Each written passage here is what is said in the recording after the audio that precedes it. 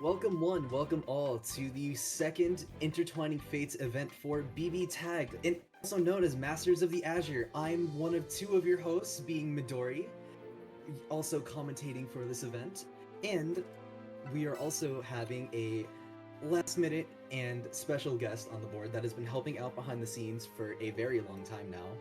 One of a personal friend of mine. Please welcome Faded the Dragon to the commentary booth. How you feeling tonight? Doing great. As I was not expecting to be here, but I'm glad to be. And always down to see some good BB tag action, even if I have been kind of off the grid for the most part. Yeah, we all have our moments, but just to get you up to speed and everyone else that is currently watching, this is a circuit of sorts. As you see, this is the second of 5 events within the stream tag. There are 5 prelims that are happening throughout the next couple months. That one started in the early October, and we're gonna keep going until the middle of December. And each and every one of these prelims are in an attempt to build up points in order to put yourself within the finals. The more points you accumulate, the more likely it is you'll be able to stay within that standing and be able to make it to the cash prize, which, by the way, is growing with every single day. And due to that, we also have a place to store it, being the Matcherino. And that Matcherino has lots of code to claim. We currently have 29 of the 50 remaining. 21 were claimed last time. So if you didn't claim it within the first stream, go ahead and do so now. Help out and support your players so that everyone will be as happy as can be this time. And I believe we should be good from there. It's up to all the players that have signed up thus far for the first and second, and for the next 3, to decide whether or not they think they'll feel okay with skipping the next 4, or trying to build up and accumulate as many points as possible to really seal themselves in. That's the dichotomy that we're working with here, and as of now, we have plenty of players to work with. A nice, modest 16-player bracket, slowly but surely building up the amount of people we have on board. And for starters, we are going to have the match between Wakando versus Hachi, 2 regulars within the BB tag scene that have been participating in pretty much every bracket. How you feeling about this one, Faded? uh, Definitely very excited to see this, especially since I'm not extremely familiar with Recondo. I've fought them a few times, but not enough to really say how this matchup would go. I just know that they have been doing pretty good over the past couple of times I've seen them enter. And of course, Hachi, I know Hachi too well already, and not too familiar with them playing this team. If they get to play at all. Okay. That is definitely a great way to start the bracket. It's funny too, because the first time we had the tournament, there was absolutely none of this. However, it's good that we're getting it out in the beginning, so that whenever there is any issues, we could just let them work it out. Yeah. This is PS4, and PS4 has slowly but surely been being infected by PC tag. It's becoming what it sought out to destroy. So please bear with us, and ideally we'll be able to get to BB tag soon. To follow up on your points about both these players, Wakando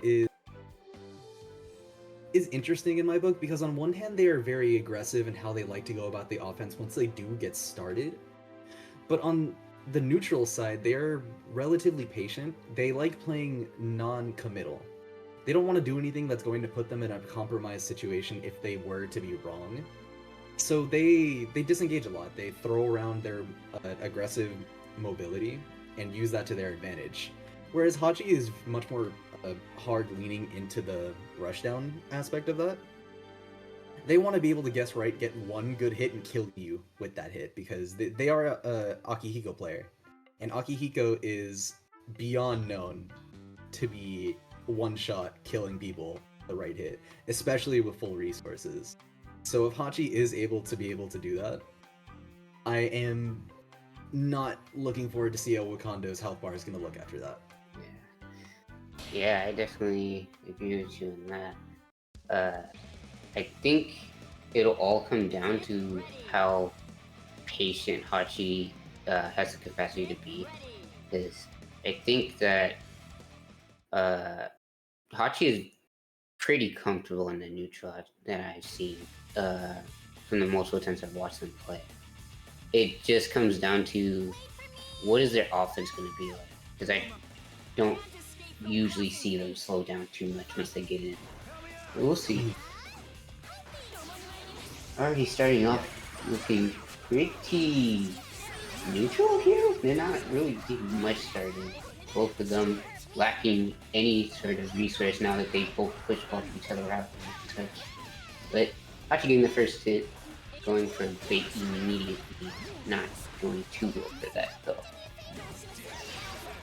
Yeah, trying to go out of their way to bait first a couple times, not really taking advantage of any of the hits that they're getting. They are chipping away the health, and that is objectively good. However, if we're not going to be able to make much of those hits, then anything from Wakando, just like this, is going to put them in the lead, and that is not what you want as a team like this one. Going for the instant overhead here, spending a lot of meter on it, but if we're able to get the auto combo, yeah, going to be killing the character, but thankfully going to be bursting out and letting the Agi go live here. But this is still a really bad situation for to be in. Blocking hard is not easy. Absolutely. And even harder than that is cashing her in the neutral, especially when that backing off working really well for Nintendo, but not getting much after that with their failed Oki attempt into a dead heart.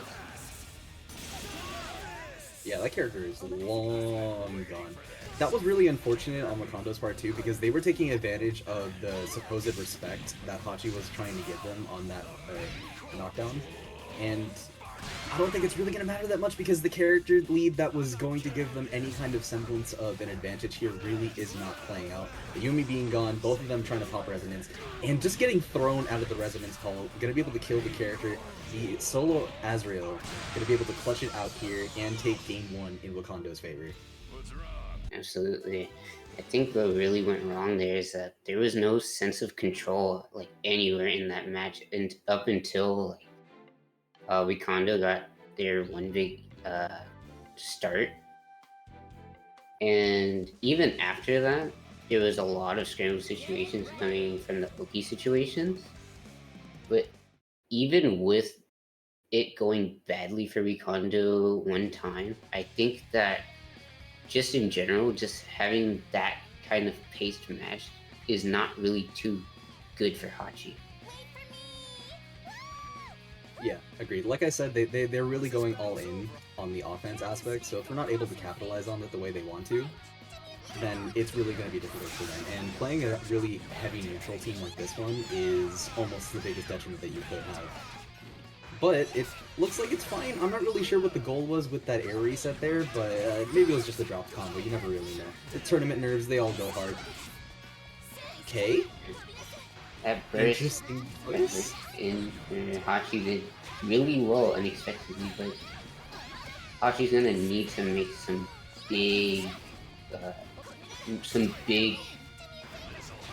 shoot. Yeah, the 5A hit a little too late. Wasn't able to anti-air the heart coming in with the big steppy. That JB goes so far, Yeah. and it really does feel that way sometimes. But almost as far as that 6A does when they get the hit, and it's going to be putting this heart into a guess for game situation. Going to be pulling out of the corner. Yeah, trying to use that 5B to their advantage. Nice back homing to use the in-ball, and unfortunately going to be caught by the JB here. Wasn't able to get much of a confirm off of it, but it's going to mean that both these characters are really low health. Just trying to fish for some sort of meaningful hit. Anti-airing with the 5A. Throwing out this assist. No, this Akihiko is really low. They're going to have to be really patient with how they go about this. And the knockdown into the DP. This is a guess for game situation. Nice. Yeah, and got thrown. Did they get super here? Oh no, they just went for the hard bait. Didn't want to spend the resources. A big Didn't get the mistake punish on from that Honda there might really cost them here. Oh, there's gonna be a lot of damage on the Azure. Not quite sure if it's gonna be dead. Definitely not with you out of it. Oh man. And that throwback from Wakando taking out the Aki and it's just up to the solo movement. Hachi. that was really unfortunate too, because they were just looking for the reversal on Wake Up, but they didn't space themselves in a way to where they wouldn't have to deal with throw. And if you notice, they did get counter hit on the throw, so they did do a delay press, but it wasn't fast enough to where they were going to catch a DP or like a super and a Wake Up button or throw. And that small mistiming is unfortunately what cost them the game, because if they were able to do that properly, then they would have gotten the hit, killed the character, and forced them into a 2v1 situation, which Wakanda did come back from that first game, but obviously putting them in that situation again is better than not. So it's really unfortunate that that certain situation happened, but you just gotta shake it off. You don't want to think about it anymore. And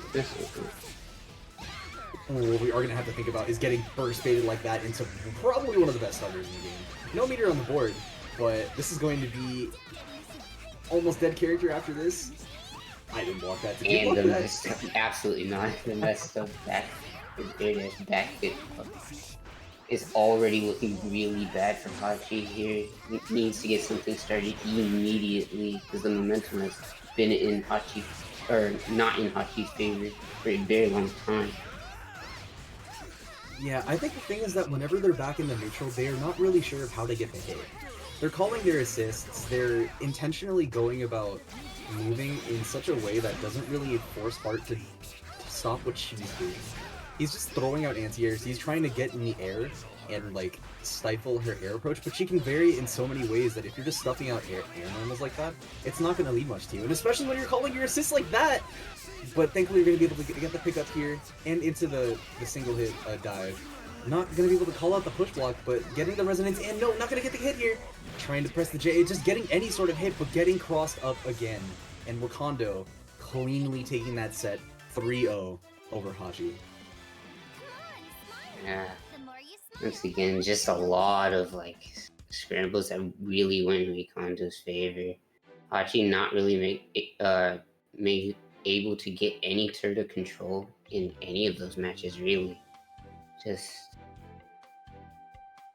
kind of unfortunate. It happens in this game a lot, but you have to find some type of way to like slow the pace down, or else Wakando's just gonna steamroll you. Yeah, from what we know about both of these players, I just think that the way that their conversations would be having during the fight are really not meant for mixing whatsoever. You have someone that is just wants to get a really strong hit, but doesn't really have a way of getting that hit, whereas you have someone that's so averse to committing to anything ridiculously crazy and neutral that it ultimately led to Hachi's demise. And every hit they did get, they tried to play a gamble with the burst game, and they lost any momentum that they may have had. And they threw away whatever health lead they had, and when they didn't have a health lead and the character was almost gone, it was almost a wrap from there, because I think there were 2 situations in all 3 games where the assist was either almost dead or completely died. And that was easily one of the biggest things about that next match. But thankfully, we're going to be able to go ahead and see how other players are going to go and treat their assist in this match between Ryazo and Najeri. I know you're familiar with these two, though. Yes, it has been a long time since I've seen Azure, though. I think I've seen them more often recently, though, with, I believe they were in WNF this week.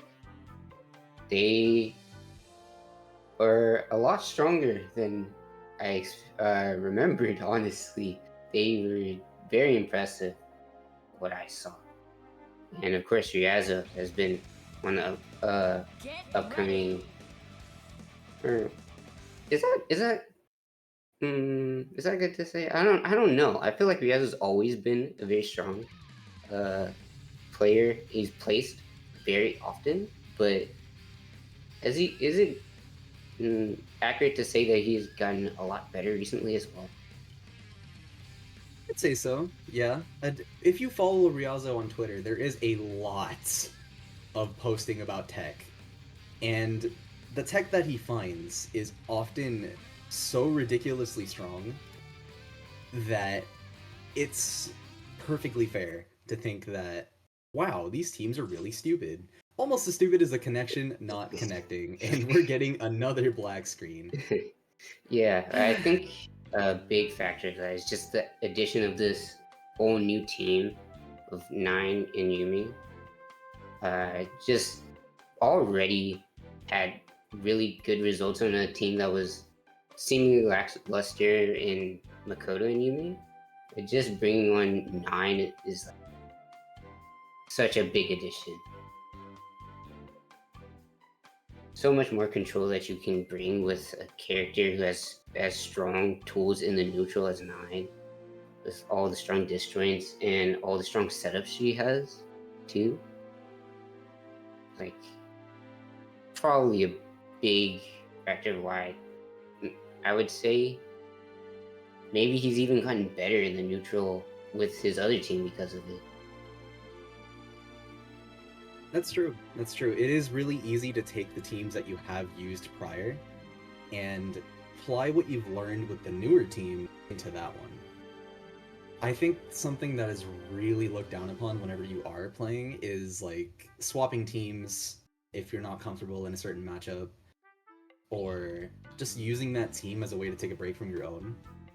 And I'm not really sure why, because it is probably one of the strongest ways to really start feeling comfortable within the system, within your own character's depths, and really getting where other characters can come from. Not only does it help with your understanding of how to play your own characters and how you could be viewing it differently, but it also applies to how you would go about dealing with someone else's approach with that same character. Yeah, Picking up 9 for a month or so. Oh, I'm sorry, go ahead. for sure. Well, I was just gonna say, bringing a new perspective is always a great thing, because it gives you new solutions to problems that you maybe didn't think of before. Just being forced to use different tools for the situation, and then seeing how you can apply that to other teams that you've tried in the past is always like really eye-opening.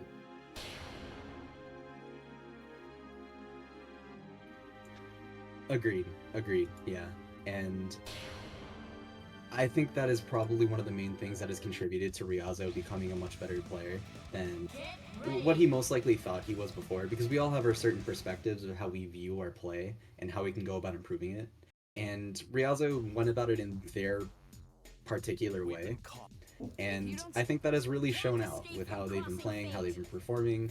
They're easily one of the more consistent players I've ever watched, and I think that might come to the test with not Jerry, though, because Jerry, probably one of the more menacing people to fight. They are such a force to deal with if you are unaware of how it runs. But it looks like Ryazo is probably perfectly set, because they are putting them in uncomfortable spots. They are making things so much worse. Like, avoiding that setup earlier, getting the DP bait, getting as much damage on this hit here, too. Yeah, no, but forcing the unblockable, yeah, blocking it out. Getting the burst. This is just sequencing over and over again. They're getting another unblockable after this too. Which again, just the absolute control that the character like 9 brings to the table. Like, you're in the win condition right now. How will you answer? How will you respond? And with a perfectly timed burst like that, maybe, as I was saying this, maybe not the answer, as it is up to the solo Carmine and the air unblockable too. Like, just the mastery of this team shown by Ryazo here. Yeah, that was ridiculously clean play. Aside from like getting bursted there, which probably accounted for based on how well he played into it once it did happen, the confidence that you need to play like you just did that first game is ridiculous. And Ryazo's just proving everything that we were talking about before. Ryazo really showing out here. And Jerry is going to have to make quite a bit of adaptation here in order to change whatever is going on in the back. Already forced to push block this out. Does not want to deal with the 9 pressure here. Being forced to block and project. How not blocking low. Doesn't have the meter convert the way that they want to, but is going to get hit by the 5C. And spending the meter too to get as much damage as possible. Going to call the assist here, play it safe. Jump cancel on hit, so this is a punish as well. Playing it as safe as possible, setting up the unblockable most likely after this. Yeah, going for a little bit of an extension to get the level 1. Playing it safe because they didn't want to deal with the DP, but that one lasts for so long that the double teleport didn't actually do anything. Nice teleport out to deal with the cross-up situation there. And stabilizing the hit. Wow, okay, we're carrying right back to the corner already. Not gonna be able to get the unblockable because we are at level 2. But I don't think it matters. They're dead. Everything's going up for Yazoo in this game. Not too much that, as I was saying, not too much that Nigeria could do in that situation, especially after getting hit with that random clipped by the assist, and then straight into the confirm from Yazoo, taking the game, and already up 2-0 is looking really bad.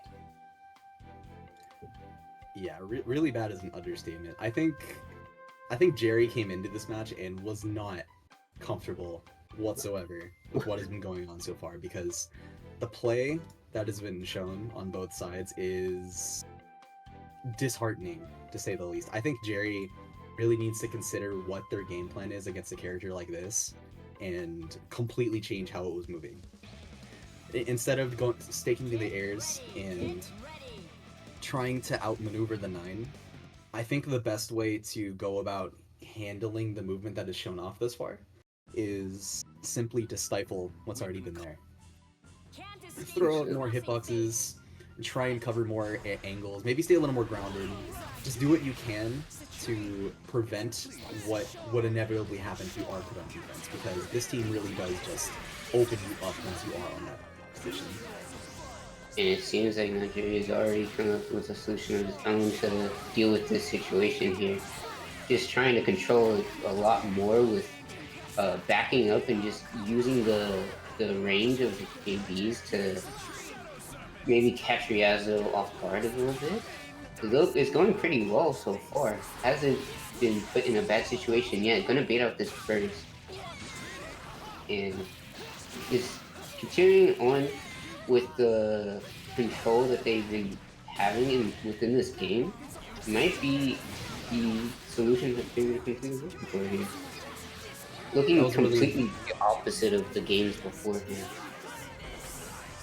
Yeah, they were able to slow down the gameplay a little and force the character to play how they wanted to play. And once you get into Jerry's game, it's so unfortunate.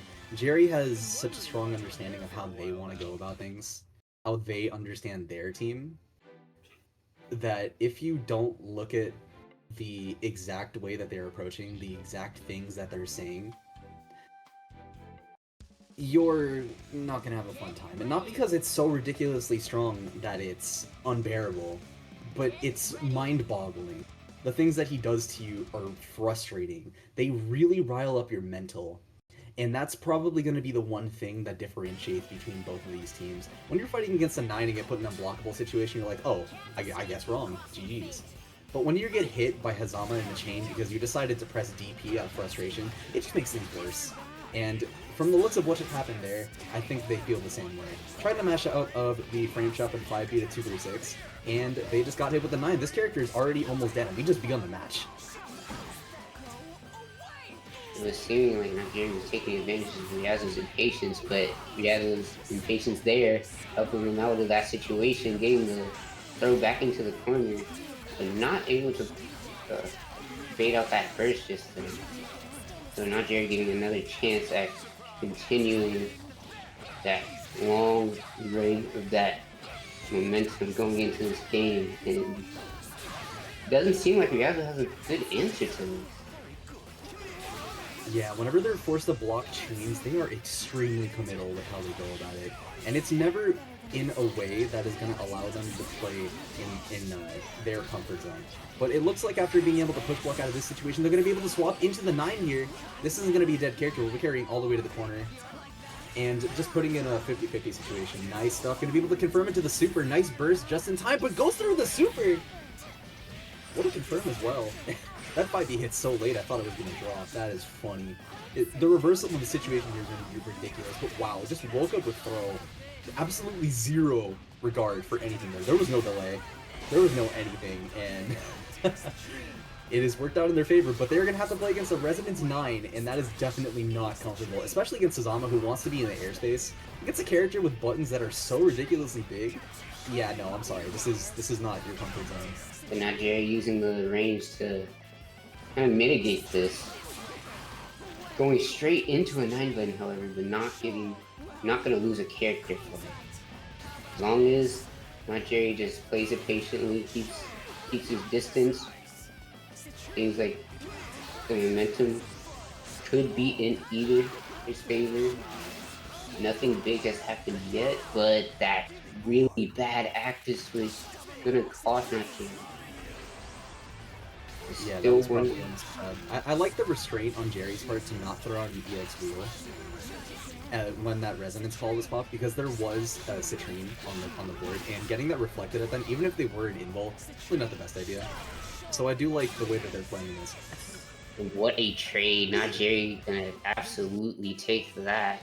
Gonna tie up the game 2-2.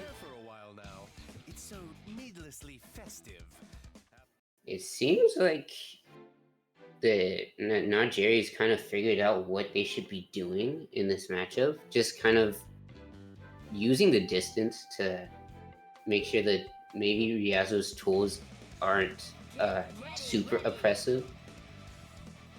And just kind of, going one by one, just playing it slow and making sure that nothing huge happens in the match, and maybe eventually they'll come out on top.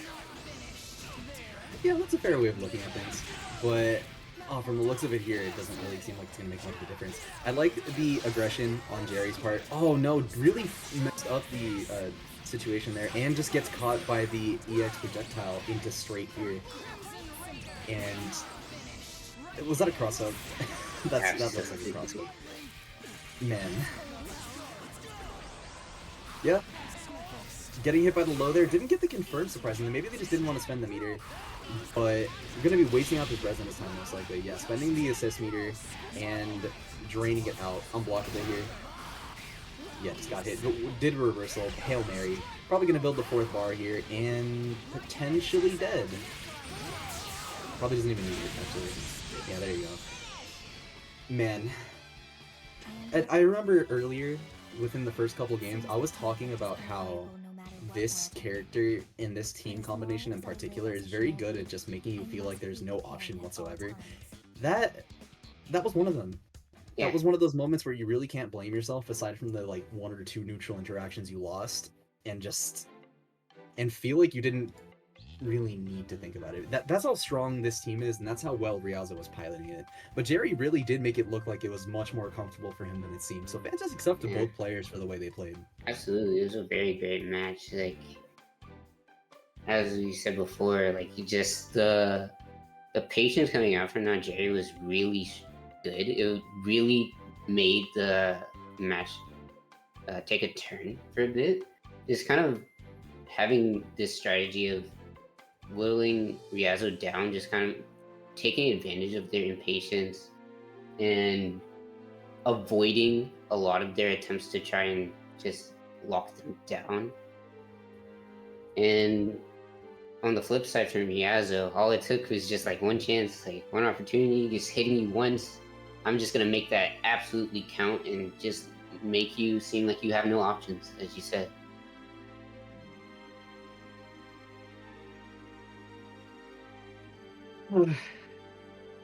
You know, there was really I didn't really feel like I needed to add anything to that, because it was just that dominating. There was really nothing to be said there. Like, Ryazo's team puts things in, and it just makes you feel a specific way. But almost as much as I'm feeling a specific way about this next matchup that we're going to be going ahead and seeing on stream here between Caterade and Sykes. So, we all have a big opinion of Caterade. We all know Caterade is the guy, Mr. 2022 himself. And he's been coming back to tournaments recently. I don't think I've seen him in WNF, but that is because I haven't been able to watch them recently. But he joined the last prelim. He did really well there, got 5th place. And this time he is showing up again, fighting probably one of the most notable players of this recent year in Sykes, placing 9th at Taku, just to reiterate his scores, and has been consistently placing at whatever online event he goes to, whether that be Big 8, WNF, the Big House, all of it. And I think this is going to be a lot closer of a match than it seems. What do you think? I actually have not seen Sykes play into too many matchups. but I am familiar with their playstyle. So I would definitely say that this will really come down to how confident Cade is on uh, just absolutely tracking down this Adachi here. Uh, I would like to say that Sykes is a more passive player. I don't know if you would agree with that. I'd say it's passive when they need to be. Sykes has been learning to be able to maneuver around the way they need to play, just to based on the player that they're fighting and using that to their advantage. Let's say this person is really aggressive, but they've been killing themselves on offense, so he'll just sit back and let you do that. But once he understands that you're not going to be able to stop his own game plan, he just runs it, and he doesn't care about whatever you're going to do to him. He just does things. He makes you play the mental game when he's just sitting there back in his controller, singing Kumbaya over there, and having the time of his life. And I think the mental game is probably one of his strongest. So I want to see him apply that towards Caterade here, because it really does hurt having any kind of notoriety, because you do think about it a lot. You think about who this person is, you think about what they could do, and if you don't have an answer to it, then it's much more frustrating to think about. So having something that mentally blocks it away from you and just lets you focus on what needs to be done is one of the strongest things a player can have, and I think Sykes does that in spades. I think one of the greatest examples of something that they do, and I would like to see here, maybe we'll see it soon, is that I like how Sykes usually just backs up, takes their time to back up and just use their Zeo to just start things. And we'll see it right here. He's just backing up, making sure that I can get out of this space, and then just pressure you with all of these full screen beams. Yeah, just like you were saying earlier, the passive play is really coming into fruition here. They have done nothing but try to set up Yu-Gi-Oh things here, and they unfortunately messed up the setup here, but every other time they've been getting hits inevitably, and that is probably the main thing that has been going on here. Yeah, that is not a safe setup, even if you do cross up, and that's not going to be a counter hit, I don't think. It wasn't a counter hit on the first hit, and I think that's why they DH Stevens Ruby, just so they could have the hit. But Caterade OSing on Wake Up, just jumping out of the situation. Sykes, oh man, he's doing his thing. But Caterade just having solid options for pretty much every situation he's in, being the fundamentally sound player that he always parades himself to be, and just puts up with a bunch of shit. Getting hit high there, actually. There was no unblockable, but didn't really seem to make a difference. Try to beat out the push block here. Nice, gonna get the TP? Didn't get the confirm off video. Yeah, it's gonna be a big detriment to what they're doing. A lot of things are not extremely coming out for Cade here, but still bringing it all together. Gonna take out this Adachi real quick. Gonna leave Sykes with only the Ruby. Just gonna see how strong you are mentally here. How are you gonna get this done with just this character? It doesn't seem like you will be able to, baiting out that DP, taking out Sykes Ruby for the first game. Yeah. Okay, so I was talking about the mental game earlier with Sykes and how they're able to maneuver that to their advantage. They are still a very heavy momentum player. If they aren't in their comfort zone, if they're not allowed to do what they think is best in the moment, they really are having a hard time doing it. And I think right after they got hit on that Bezio setup and got counter hit by the EX slash, it really denoted that motivation from there. And that was probably the main thing. Like, if they kept continuing what they were doing, they would have won. And I think they just need to tap into that. Just keep playing as defensively sound as they were prior. I will say that I do think that maybe that their willingness to just throw out these things, backing off, always looking for this setup, has been to their detriment a bit. Cade taking advantage of it with these really nice swaps. And, you know, a lot of happy accidents also happening for Cade too. That nice reset. But Sykes not gonna just give up here with losing their Ruby. He's gonna keep it moving with the Adachi and see what's going on. But oh, and great reversal option from Six there. Just making it work all on his own with this Adachi. But mistakes coming out. Now it's back to the Cade's side. Let's see what he comes from for here. Yeah, gonna go for the OS here. That's the second time that Sykes has busted out with a super in a CC situation and it has worked. I think Cade is relying too much on the same side mix-up here and doing something that is not entirely reversal safe, air dashing over that and not having the meter to confirm off of it, but is just going to be playing it safe, going into the Heat Riser and setting up the Azio. Oh no, didn't punish the DP, but is going to get the cross up here and Cade getting hit. Jesus, what a really good turnaround of defense here. Cade was just picking the same thing over and over again in this sandwich situation, and both times he lost all of the momentum he had. That was fantastic defensive play from Sykes here, but this is where the conversation that we've been discussing comes into play. Sykes made a statement that game. He said, hey, I'm not going to hold this anymore. So now it's up to Caterade to receive that message and play around that. And if Sykes isn't thinking about that as well, with the mental game that we've fortitude thus far, then he is going to be losing the next couple matches. But it looks like it's been going back and forth in that regard, despite how both these personalities would clash otherwise. Absolutely.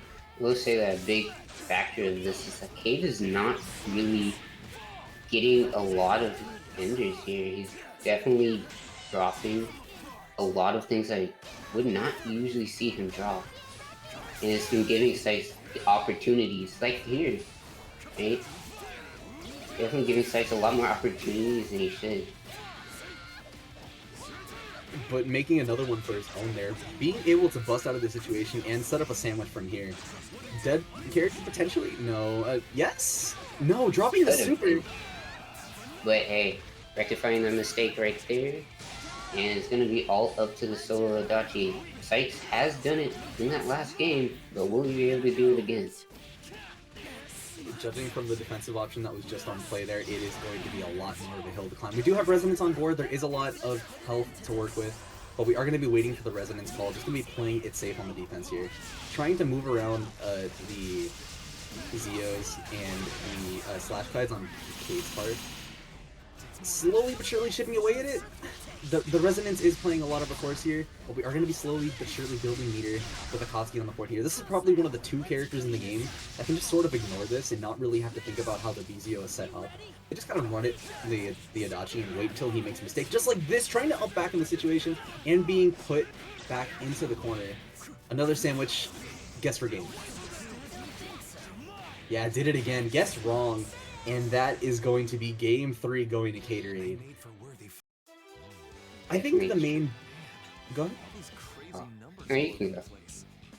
I think the main difference between how Caterade and Sykes is playing is that Sykes seems reluctant to do any kind of pressure on his knockdowns. There have been 2 or 3 situations where I've seen him back off immediately whenever he got any kind of knockdown ender, and he's not really pressuring at all. And I know he's most comfortable in the neutral, but that doesn't really make a difference in how he's going to open them up if the main hits he's getting have been through anything but.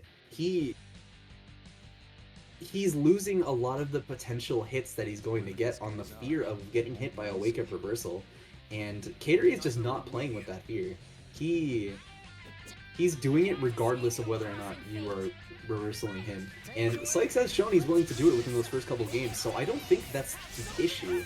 He's just not concerned about it whatsoever, and I think that is going to ultimately play a difference here. What a maneuver around the JB to be able to deal with that.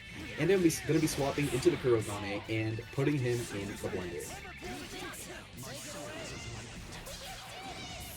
Definitely seems like Sykes not very comfortable in this situation, doesn't really know what to do, doesn't know how to get out. But that is a big breakthrough point for Sykes there, just pulling out the BZ once again, just like, I'm gonna just trust the old reliable, and giving them a big opportunity to turn this game around. Especially with this Kurogane being really low on HP. Should be able to catch this. Not gonna go into super, so didn't able to cash out on that Naruto, but getting another opportunity to take down this Akatsuki, keep the momentum going. Yeah, even if they didn't go for the super there, they were still in a spot where they were able to capitalize off what was being done, and it didn't really matter.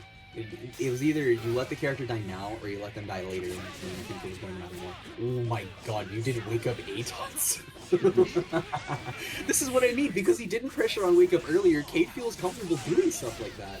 And that's really not what you want when you're in a situation like Sykes. But thankfully, the health lead is so vast that getting any kind of hit from that neutral situation was really the big thing.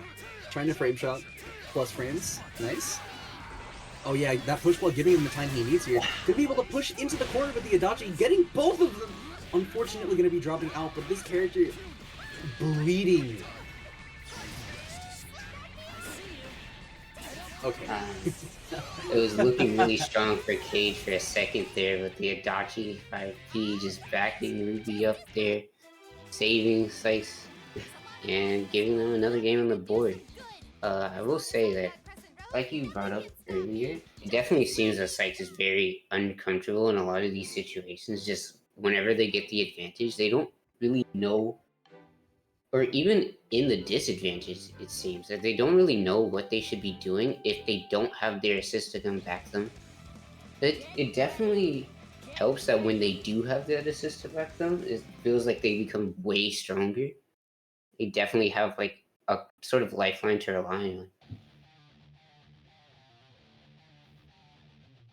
Yeah.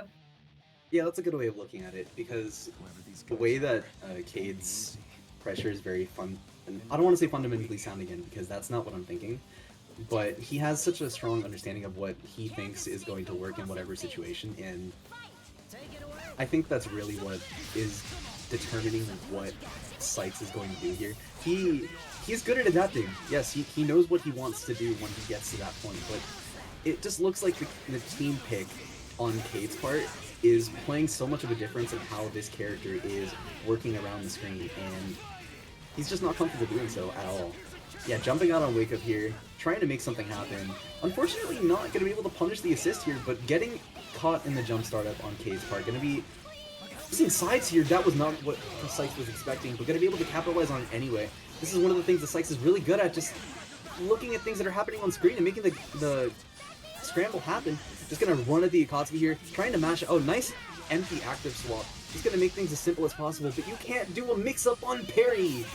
This BZO stuff is really just not gonna play a difference, and using the invul to just smack as much as they can and get any little hit. Gonna be throwing out the fireballs. Gonna be pressuring on the assist, getting a bit of damage on all of them. Oh no, wasn't able to call the assist again. They killed the character, but it doesn't matter because we're going to be getting the assist hit anyway because Sykes is just not blocking, and this is going to be a guess for game character. Sykes navigating it pretty well. Not going to be able to get a hit on that character with a super there, though. The bust out didn't really help them too much. Just going to put the BZO out, get the safe resonance, and get a combo from it. Getting you a nice reset, gonna take up this Akatsuki. Very weird situation that happened, but definitely fortunate for Sykes nonetheless. It's all up to these two. Who's gonna take this game 5? Who's gonna continue on in this winner's side of the bracket? Okay. And that was a very ambitious super there. And it's gonna cost them so much. Maybe the super didn't do them too badly, but not having the resource to keep Cade off of them is what led to the situation here. Cade taking game 5 with an Astro. Definitely gonna be feeling pretty good about that. This world is messed up.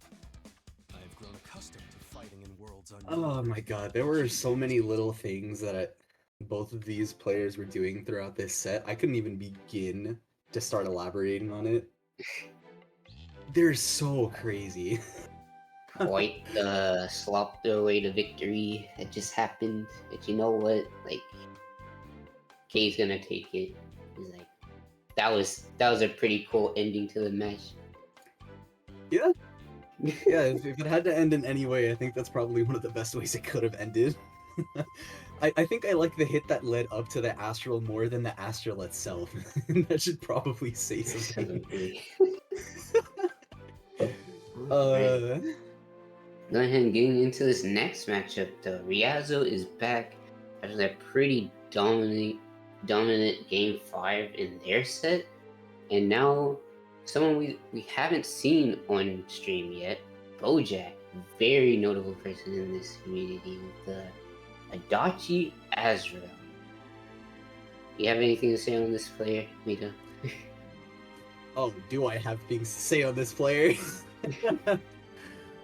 I think Bojack is probably one of the funniest players to watch ever.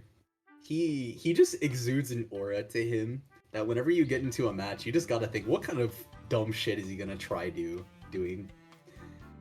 But the worst part is that he makes it work. He looks at the screen. He uses his tools effectively against the matchups he's put in. He's a good player in all retrospects. He's one of the best.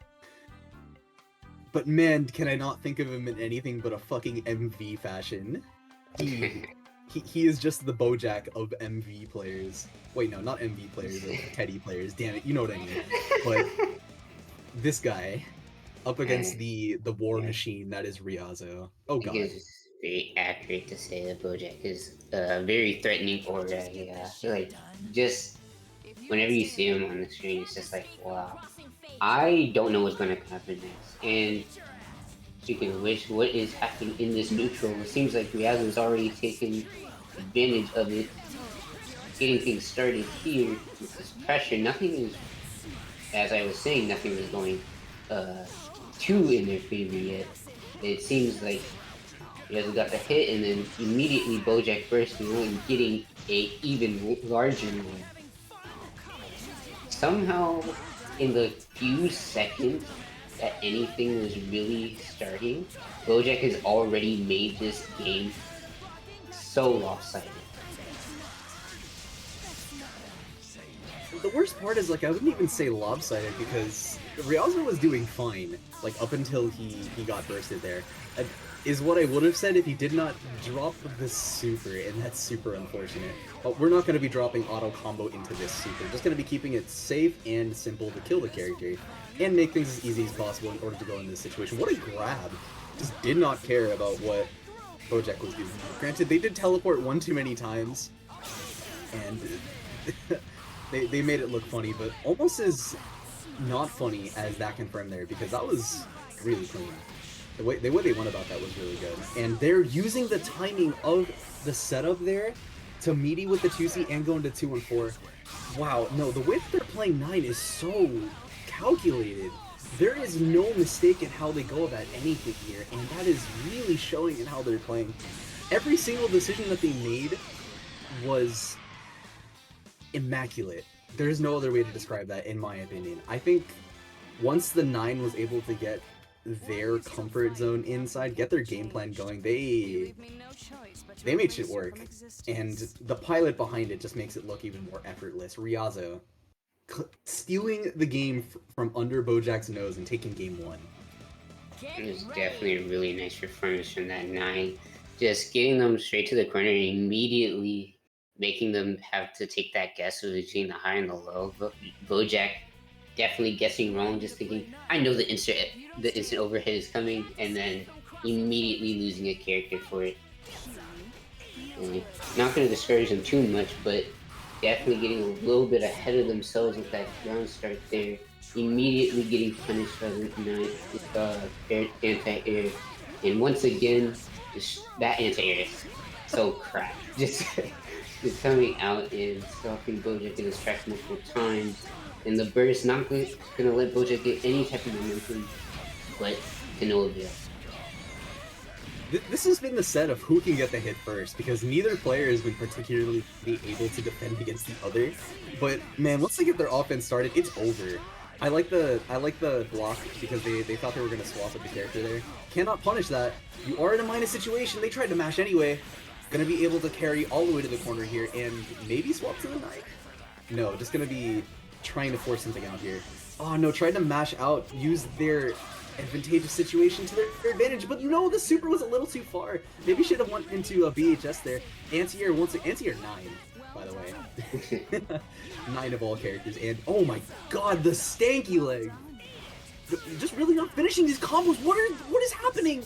He's just scrambling his way to these hits. He knows he can't Oki the 9, so he's just going back into the neutral here, getting an hit here once again. Oh god. Okay, back to normalcy. We're just playing out the neutral here. Both characters in resonance. This is a situation where if Ryuzo gets hit once, that could be dead, but didn't confirm into it properly, just went into something else, tried to DP away, maybe wanted to push block? Oh no, Bojack taking game 2 in a... I hate using this term, but that was quite literally a slobber knock.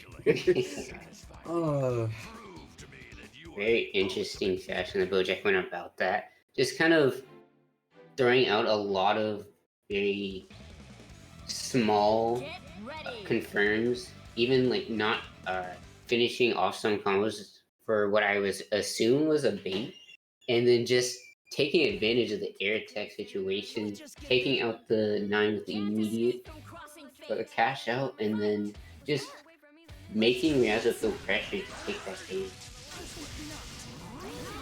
Yeah, he was without a doubt pressured, because that was probably the sloppiest way I could have seen anyone take a game, and I think that's a compliment. Like, you ran with the idea of that being the best way to do so, and you fucking did it. So, props. It tried to meaty with something that's a little more active in order to deal with the teleport back, but unfortunately was not meaty enough, and there was enough recovery to where there was not any sort of advantage to take from that. So, I'm just going to be playing it safe here. Didn't even need to block it, just teleported through it again. I'm going to be carrying to the other corner. Loops. Mid-screen loops. I always forget you could do these, honestly. Like, the mid-screen ones are all so much harder, and it looks... Air reset situation, maybe? That's what it looks like he was going for there. I have no idea what he was trying otherwise. Oh no, the punish on the JC, that's gonna be a dead character. What an unfortunate way for Yumi to go. Man, he had the right idea calling that there, but it just did not work out in his favor. Gonna be doing whatever he can here just to make something happen, but getting happy birthday. Oh god. And with the anti-air from Bojack, not afraid of anything there. Just knew that they were going to try and back off, and just calling that out, take out that Yumi game 2 situation, or game 3.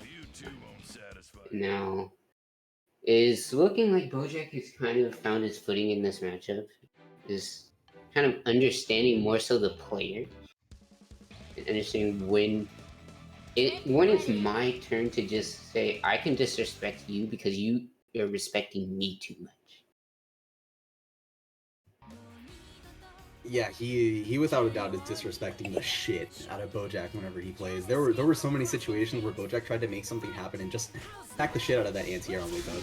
He teleported, he pressed 4A, man, he was just doing things, and it is showing in how he was playing about that right now. Isn't able to get a really strong hit, and using it as his DP at the perfect angle. Just gonna be throwing them all the way back into the corner. Didn't get the weak spot, but it is gonna get hit. I was like, oh no, press the button a little too late. Tried to teleport back and press a button, but was too late on their part as well. Ryuzo using the jump forward to their advantage there. Meeting this time too. Oh, safe jumping with the lack of hit stop on the JB, not having to worry about the counter. Gonna be able to use their tool to their advantage, just setting up some Zeos, playing a bit of a safe neutral, setting up a couple 6Ps. Man, really trying to just get this hit on this Adachi, because once we do have the advantage on this character, it's going to be a lot more difficult for either side to make anything happen. Gonna be calling this 5P. Nice. Into the block stun. High-low. You don't get high-low with Azure. And Ryuzo just disrespecting Bojack since this there. Just taking the absolute perfect timing to mash back and take out that Azure. Now it's all up to this Ajachi once again. It has happened in the past, but will we see it this time? These anti-airs have been absolutely amazing from Bojack. Not even just Bojack. Both sides. Oh my! You know what? Never mind. Maybe it is Bojack. Oh.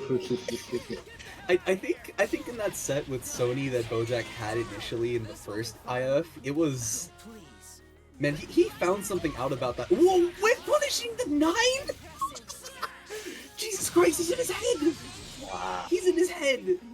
And just like that, Bojack takes the set with that Adachi. That was honestly sick. That was so cool to watch, honestly. I don't really have much to say. I got chills. No player does it like Bojack, bro. He's that guy. He knows what he's about. He knows what he is. He's a fucking meme lord, and I love this guy. How does he make the most batshit insane situations look like they're calculated? How does he do that? Only him. You know, there's so many characters that are like not good at it either. And, like, you don't think Adachi's a scramble character. You don't think Azrael can really do that. But together, they're the fucking Triforce. So many people say, you know, that Adachi 2B is kind of whack, but you know, Bojack going like it's fine on my end, you know. He is just making that like do wonders. I think wonders is an understatement. You were really underselling how ridiculous it was. But on Ryuza's side, it was just as good too, because we saw in those early games he was doing the exact same thing. He was showing him that he is not afraid to press that anti-air button if your setup is not real, and evidently it was not. Both of these players yelling at each other to stop being fucking stupid, and it worked. I think the greatest thing on both sides in that matchup was just how good their timing was on their reversal buttons. Like always just taking the momentum straight from the other, just in succession, just always back and forth there. It was just very, very good for both players.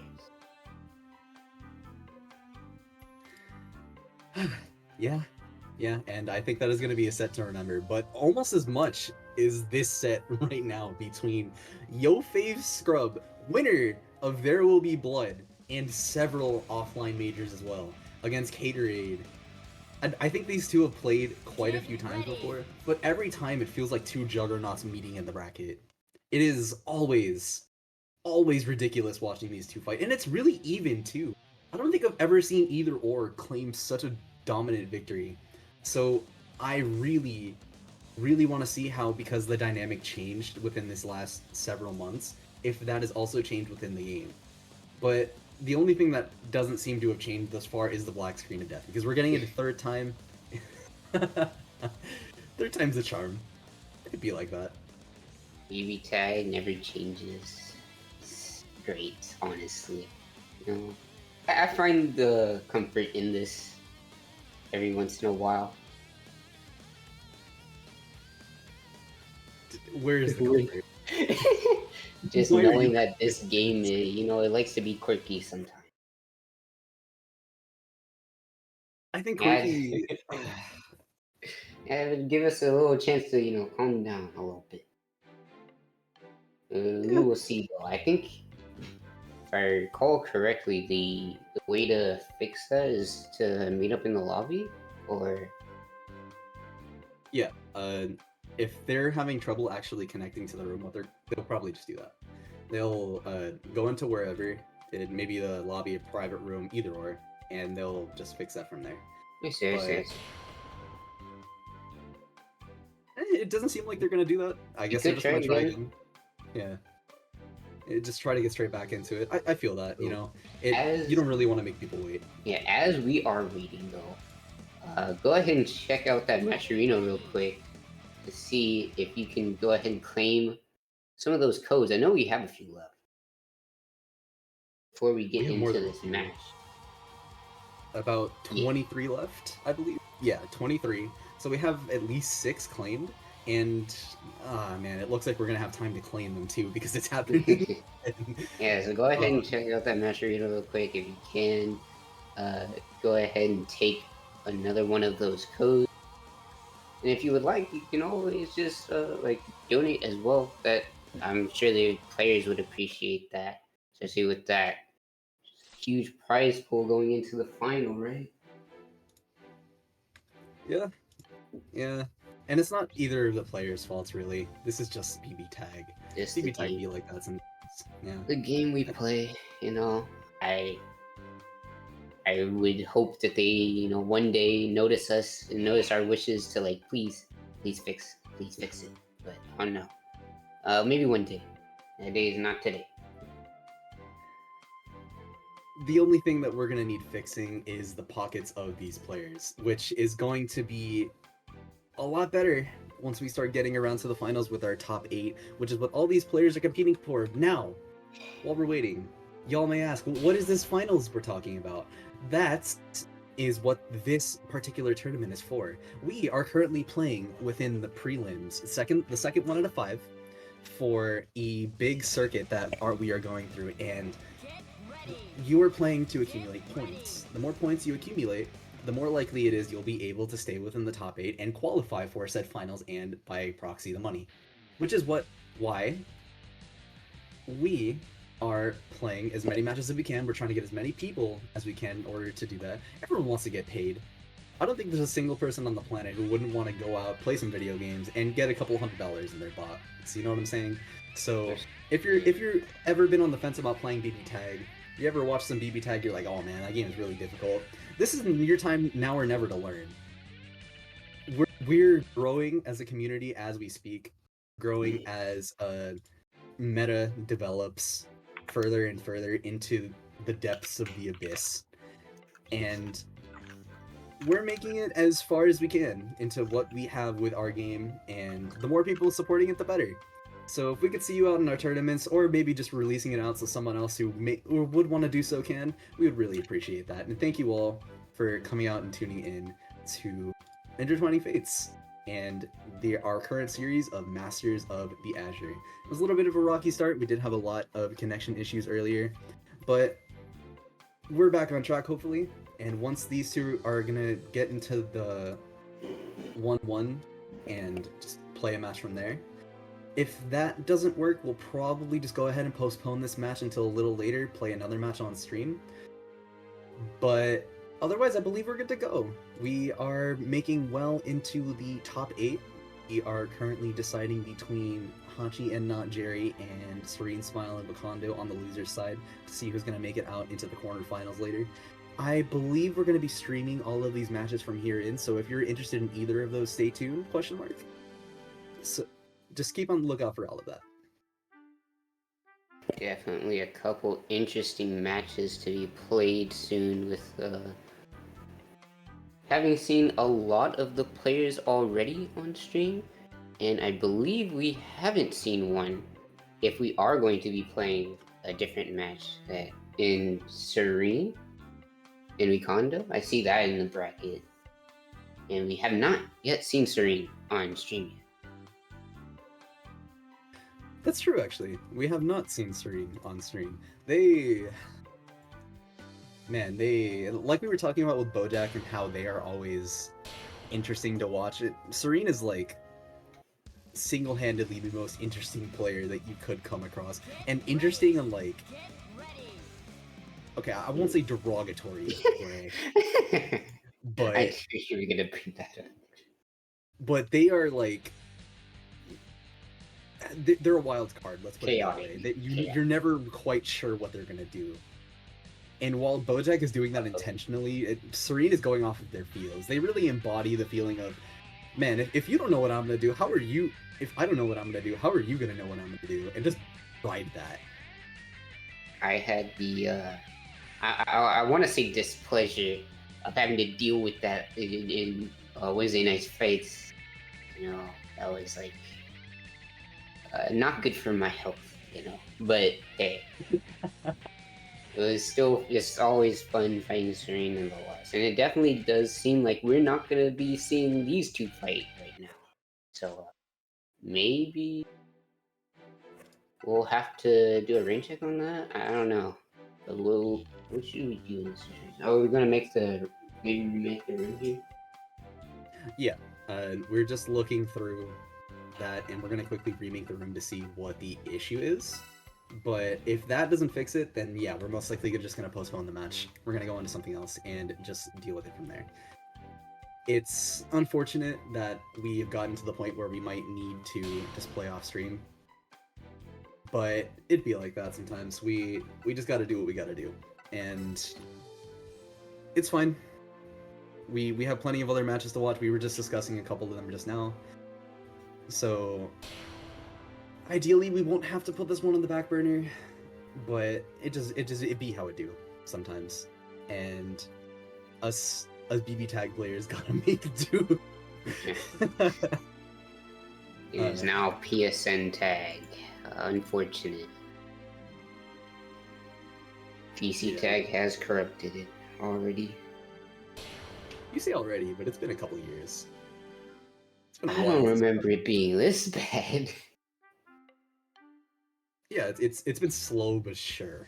Yeah, but hopefully, this time we can get into this match because I really want to see it. I do really want to see this. It has been too long since these two have fought.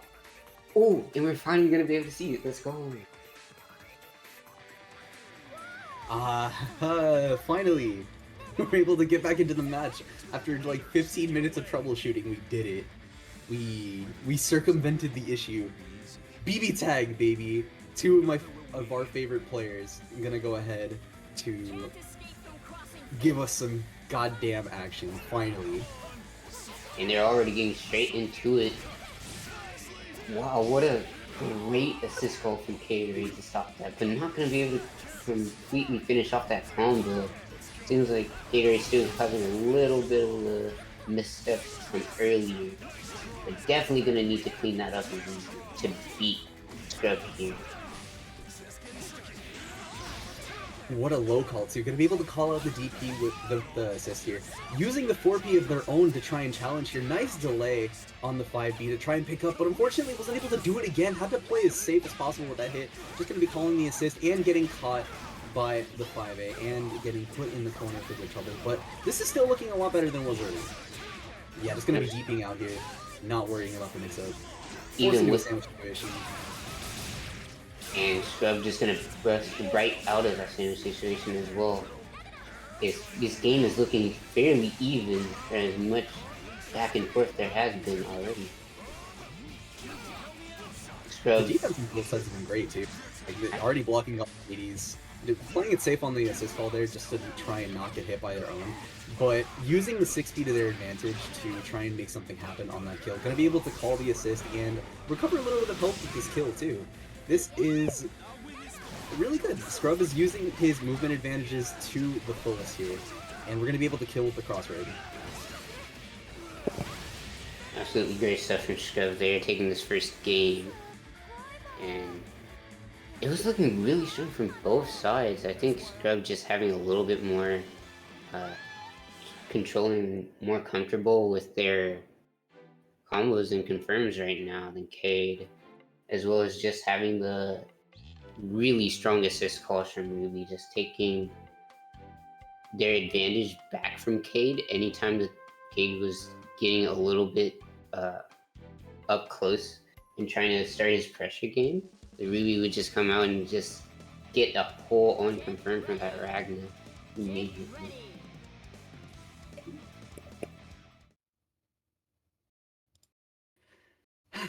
Yeah, like, I want to say the way that Cade was going about that was really different than how I usually see him play. He's not the type of player to hold assist during Blockstone. It's like, wow, if he's doing that, he's doing it to call something out. He's looking at the screen and thinking, okay, you're gonna try and go here. And the best way for me to do that while also blocking any kind of specific mix-up that you have on the board is to do that. And he's thinking of the low risk, high reward aspects of all of Oh my god! What a call out. The reaction to the JC there to hit the assist, so many little decisions made at once. Gonna be able to avoid the 4P and just step back with the Aitatsu to make that air movement option a lot less viable. And we're gonna be using the assist to their advantage, not DPing this time. Gonna be playing it safe, not blocking the Gauntlet Hades, the mental stat getting way too high for their troubles. Oh no, missing the DP as well! And this is probably gonna be a dead character. Doesn't even need to spend the meter, just gonna go for the cross raid. Never mind, we're not even gonna need it. We're just gonna go for something else here. Wanted to build back as much assist bar as possible. Nice hit as well. Gonna be able to get the full confirm. That was so good. The sequencing on Scrub's part has been fantastic here. Gonna call the assist to get the sandwich. Not calling resonance here. Gonna be saving it for as long as possible. You DPing out, recognizing the situation, and throwing the... Man, he's going ham. Both players are making some really strong decisions here. But Scrub really still on top of this game, just with how big of a lead he took early on. That one mistake there is gonna definitely cost him a bit, but Cade making another mistake in stream as well, and that's gonna cost him this game. Game 2 going to Scrub is looking pretty dire for Cade right now. But Cade's definitely gonna have to clean something up with how they're approaching Scrub, because these assist calls have been like hitting their mark almost every single time, I think. And Cade's gonna have to come up with some kind of answer to avoid or maybe even catch Ruby with something as well. Yeah, I think Cade is playing rather preemptive in how he goes about his neutral. He's throwing out a lot of 4P plus A Tatsu. He's trying to run in with a Paragon at 6P just to make a sandwich happen. He's trying to like force Scrub to answer him, and that's exactly what Scrub's been doing. He's so knowledgeable in how Cade wants to move and how he wants to place himself on the screen in general, that he's able to use that knowledge to his advantage and execute on it almost perfectly. As we saw in that second game, he was able to maneuver around the neutral skips that give so much trouble. They're really difficult to deal with if you don't know where to put yourself at all times, and Scrub is doing just that. But we're going to be seeing a lot more of that. Going to be calling their own assists to move around the screen there. Just playing it safe with this burst save combo, or was a burst save combo, but going to be going through here. Nice 4P on their part to call out any kind of jump. Going to be staggering, push blocking away, trying to make something happen with that 4P of their own, but getting punished on hit for the fireball. Gonna be able to hit? No, it was a little too far for that. Nice block on the cross up here. Gonna be playing it safe. Nice push block away. They keep it same side. Good stuff. Gonna be able to throw here. Gonna get unburstable damage with the CC into DP. Tried to up back out maybe? It doesn't really matter. Gonna be getting the DP here. Wasn't able to confirm it either. Trying to deal with... Oh my god, the frame trap? He committed to the third hit here, but the 5P just not doing anything. Committing to the throw really late. Oh man, these slow are surely building up on Cade's part here. Definitely looking like Cade had something going there for a bit, but once again, another good timed escape from Scrub, just really helping him to get the momentum back and take out Cade for real. This could be for the last time as well. If this solo Akatsuki doesn't make a big showing here, then Scrub's just gonna take this set pretty easily here. But, okay, you guys, anything to say about it with that really good result with that 2A? Just pressuring, layering on those A Tatsu, but that is not gonna be enough. And neither was that. Not gonna be able to kill it. Oh my god, he killed the character! Taking out. What a crazy response from Cade, but not gonna be able to take out Scrub. Just Scrub looking pretty dominant in that set, taking a 3-0. Kind of contrary to what you were saying earlier of what was going on between their sets in the past. Definitely seems like Cade maybe had a lot of catching up to do with how he has been playing a lot less recently, but that could also be just to say that Scrub has just gotten that much better in that time as well. Yeah, I don't think that really says anything about either player's relative skill in comparison to how they played before and now, because both of them, I don't want to say that they're weaker or stronger, because you could really just tell, just from the way that they're playing, how things have changed in just minute ways from how they would before. but ultimately what made the difference here was that Scrub was able to use his movement to his advantage. And the movement really does come into play more often than you think. Even for a character that does have relatively standard movement options like Ragna, he made it look a lot more difficult to move around the screen, and the patience on his part and the dedication to what the options he chooses made all the difference here. But Cade was doing the same thing, and almost as much as we're going to be seeing that against Wakando and Serene. Speaking of options in choosing what is going through Raiden's mind or Serene's mind when they choose this team, let's see. Maybe it could work out, but so far it's not looking too great. But hey, the reversal throw gonna give Serene some time to show us what this team is actually made of. That is certainly one way to look at it, yeah. Gonna be using the armor to try and take advantage of the jumping here. Wow, the heart is almost dead. Surprisingly, for how this match has been going, it seems like it's going pretty good for Serene, but that could change very quickly with Wakando getting started with this Azure here. This combo shouldn't kill. It's being very close, and then this will definitely kill.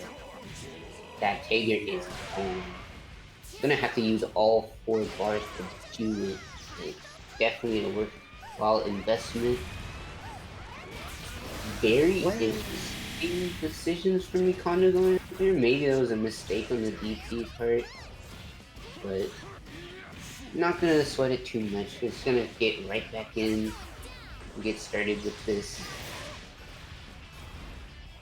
Kind of Just yeah, nothing big really happening on either end. Wakando just trying to force his way in, but Serene with a really good DP straight into the laser super, getting a lot of damage on that Azure. Gonna take him out as well. The 5B on the assist. yeah, just getting here. Absolutely zero fear on Rainey's part. And what a reversal that was. Just getting the meter straight into going for that Astral from the throw. And what was looking pretty good for Serene there just turned all around with that one combo.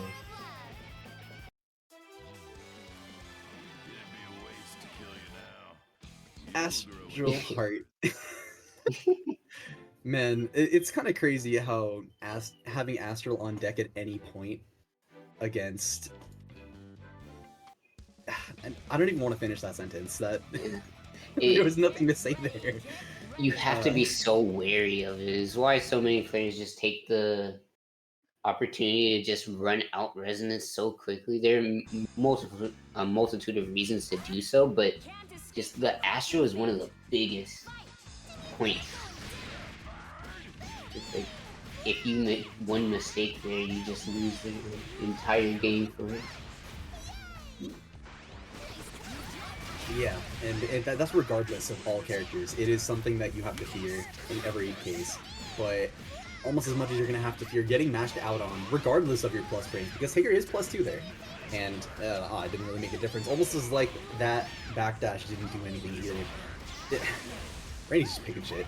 Some really strong options going up from Wakando, just from the armor to the just mashing out, and then now with the just avoiding Tager and Pink altogether so much, just with their health bars down. It doesn't even seem like that many big hits have come from Wakando, but so many hits in general has just made this so detrimental for Serene. And just like that, taking that game to pretty convincingly.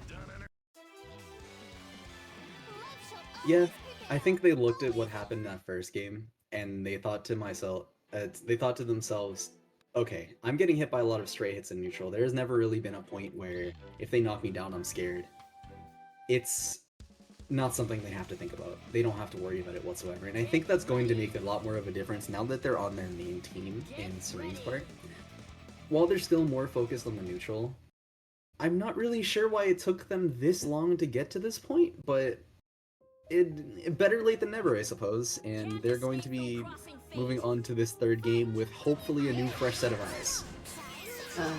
Just like to be. I mean, we know Serene likes to be quickly. That's not even getting to the half of it, but we are going to see if anything changes with this new knowledge and this new way to go about the game with this actual team. It doesn't seem like there's been too much going, but there has been just the small hits have been enough to just kind of keep Nintendo down, but not too much from either side has been huge yet. No big confirms, no happy birthdays, nothing. Just kind of both players getting a lot of small hits. But Yeah, overall, go ahead. slowly but surely chipping at each other. But finally getting a good hit on Serene's part, letting this go to a blue beat combo. Unfortunately, they probably wanted to keep it simple, and and by doing that, they made it more difficult on themselves.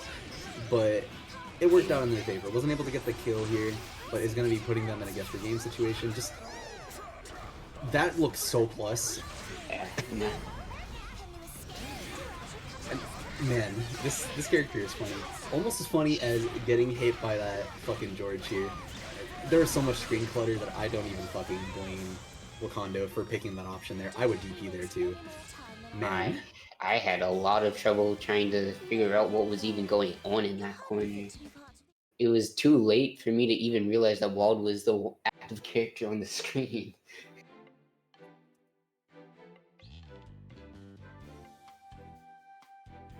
Man, I know we spoke about how Serene is one of those players you just gotta like stifle ASAP, and now that they're on the team that they do that with a lot more. It's bruh. They're able to clutter the screen so much easier. Look at what Wakando is doing and just completely shut it down. They could care less about that, but And also, the neutral has just changed so much for the better for Serene as well.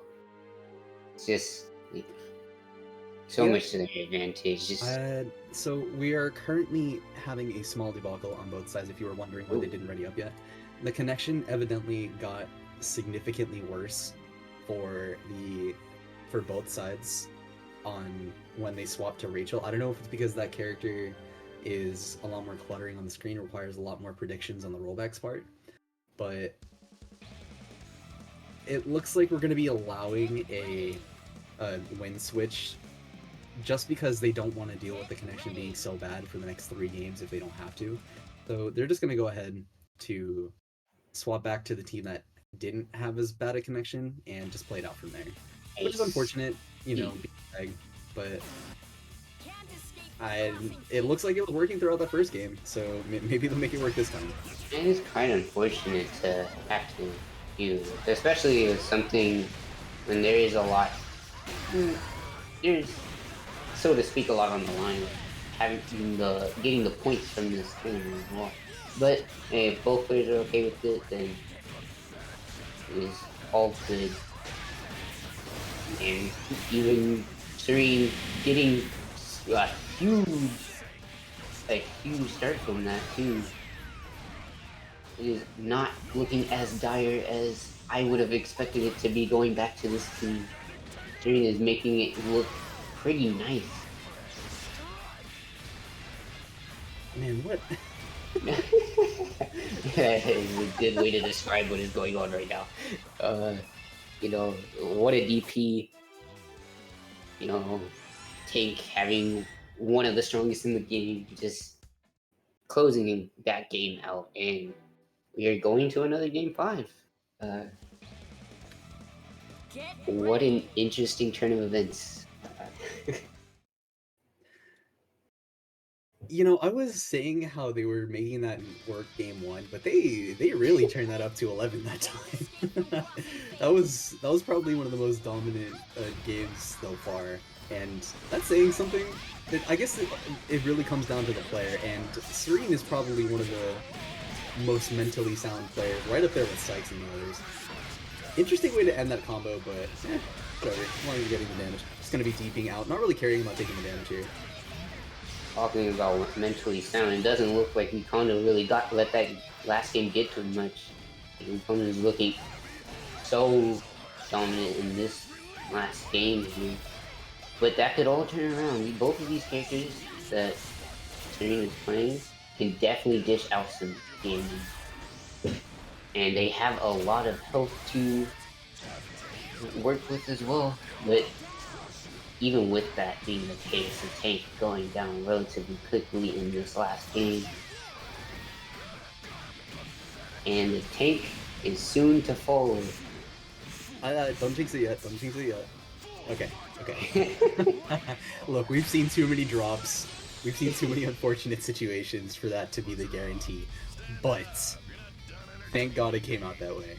And we're going to be going ahead and taking the unfortunate situation that forced probably what allowed both players to be at full power into a Game 5 situation for Wakando and taking the set and moving on to what I believe is going to be losers quarters against Ryazo in just a moment. Oh, and Hachi has joined the room, so maybe a little bit of conflicting. Oh, it should be Hachi versus Nachi right now. Yeah, I'm sorry, that's on me. I was a little ahead of myself there. But that doesn't mean this is gonna be any less good, because I actually don't know how I want to go about feeling about this match. This is interesting. Oh, especially if Jerry decides to stick with the gourd? Oh yeah, they are. Interesting. What a choice from Nachi. But yeah, I'm actually not sure I've ever seen this pair matchup, but I will say it could be very difficult for Hachi to catch this team at all, considering the tools of both of the characters that he's went with.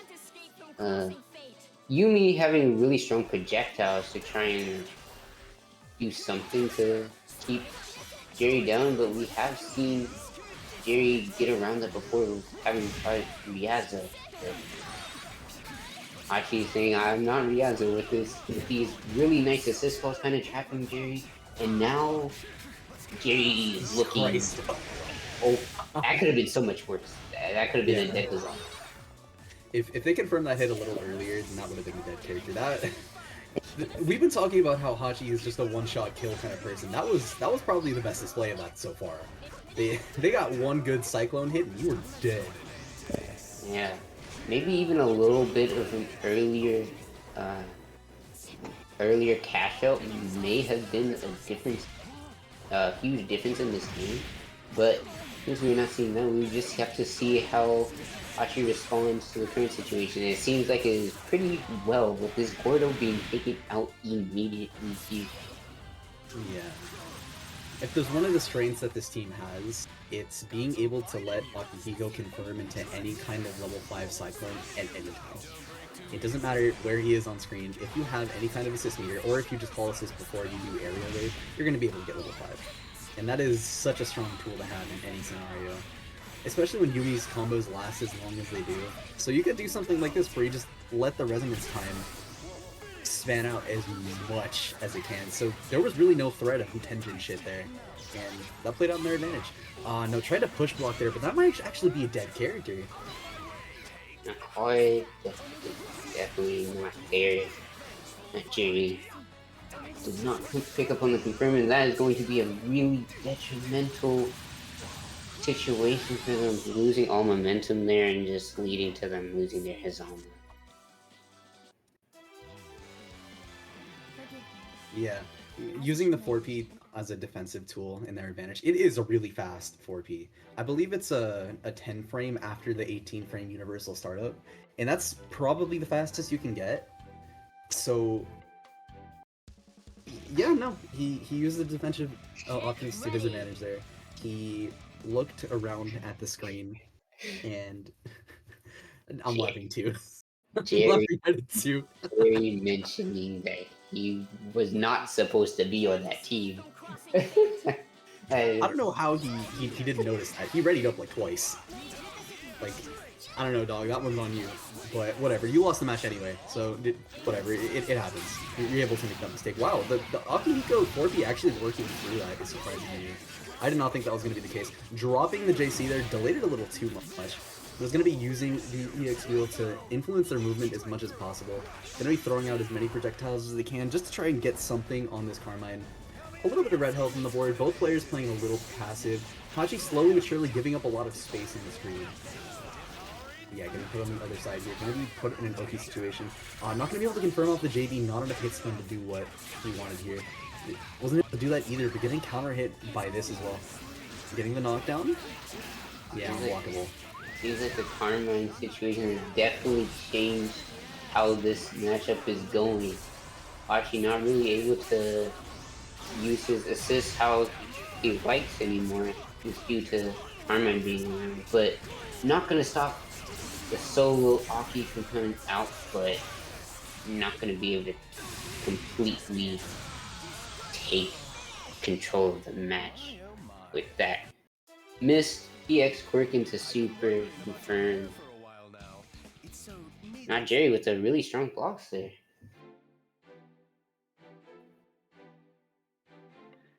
Yeah, no, I don't think there was a mix-up there. I think Hachi might have messed it up a little because he did do it early. And when he did do the 236C, he was already on that side. Yeah. So I want to say it was just a user error there, but I don't know. Maybe Jerry just knew the counterplay to that and teched a specific way so that Akihiko wouldn't use his movement off of 236C to his advantage. Who knows? I can't really say for sure, but it did not work out in his favor, and just gotta shake it off for this next game.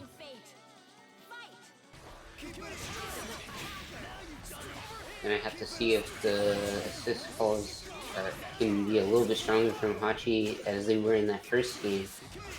But so far, it's seeming like Hachi doesn't really know what to do, as is what I would say, with that big anti-air coming out, giving Hachi all the momentum he needs. That was a really interesting thing. I didn't think that was actually going to work there.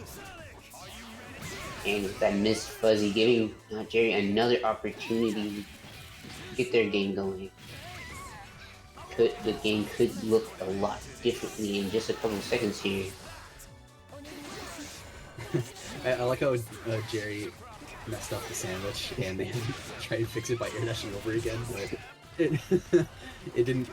Whatever, they're back in the neutral now. Gonna be able to avoid the 6B, using the enhanced hit stun of the counter hit on the JV to carry all the way up to the other side of the corner here. If it's almost good at anything, it's having a really good corner carry. This character can just move you to the other side of the screen. Absolutely, what a backdash. Oh my god. Jerry getting out of that very precarious situation with that, and this could be a dead Aki. He's like really good frame trap there for a. Now it's all up to Solo Yumi. It was looking really good for Hachi for a good minute there, but yeah, all it took was like that one opportunity. Not Jerry getting out of that situation, and now it's looking like it could be anyone's game, I guess, because that was a really lucky hit from Hachi, giving that is taking out that Carmine with a counter hit by a J.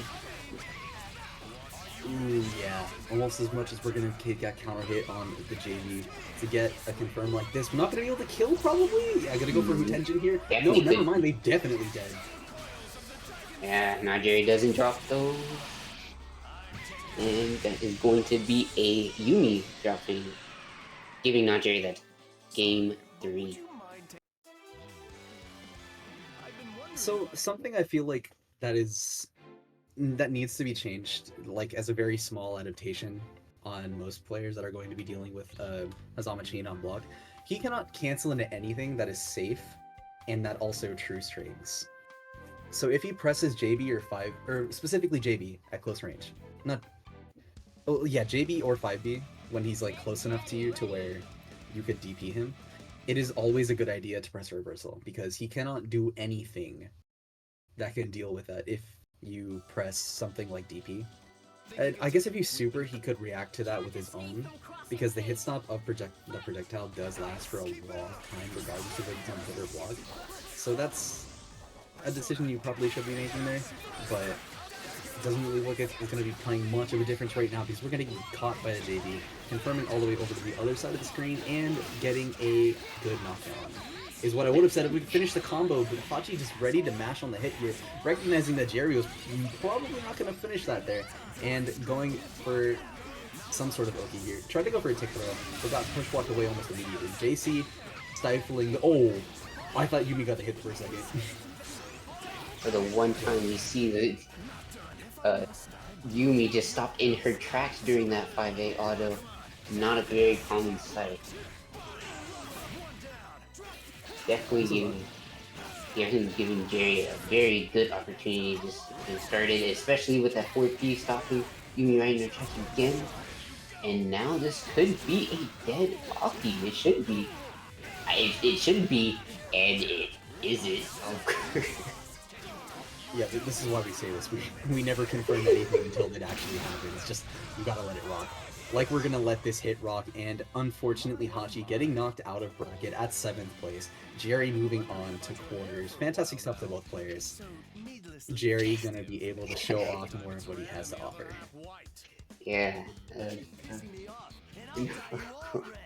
That was definitely very interesting. I'm glad that he could carry on.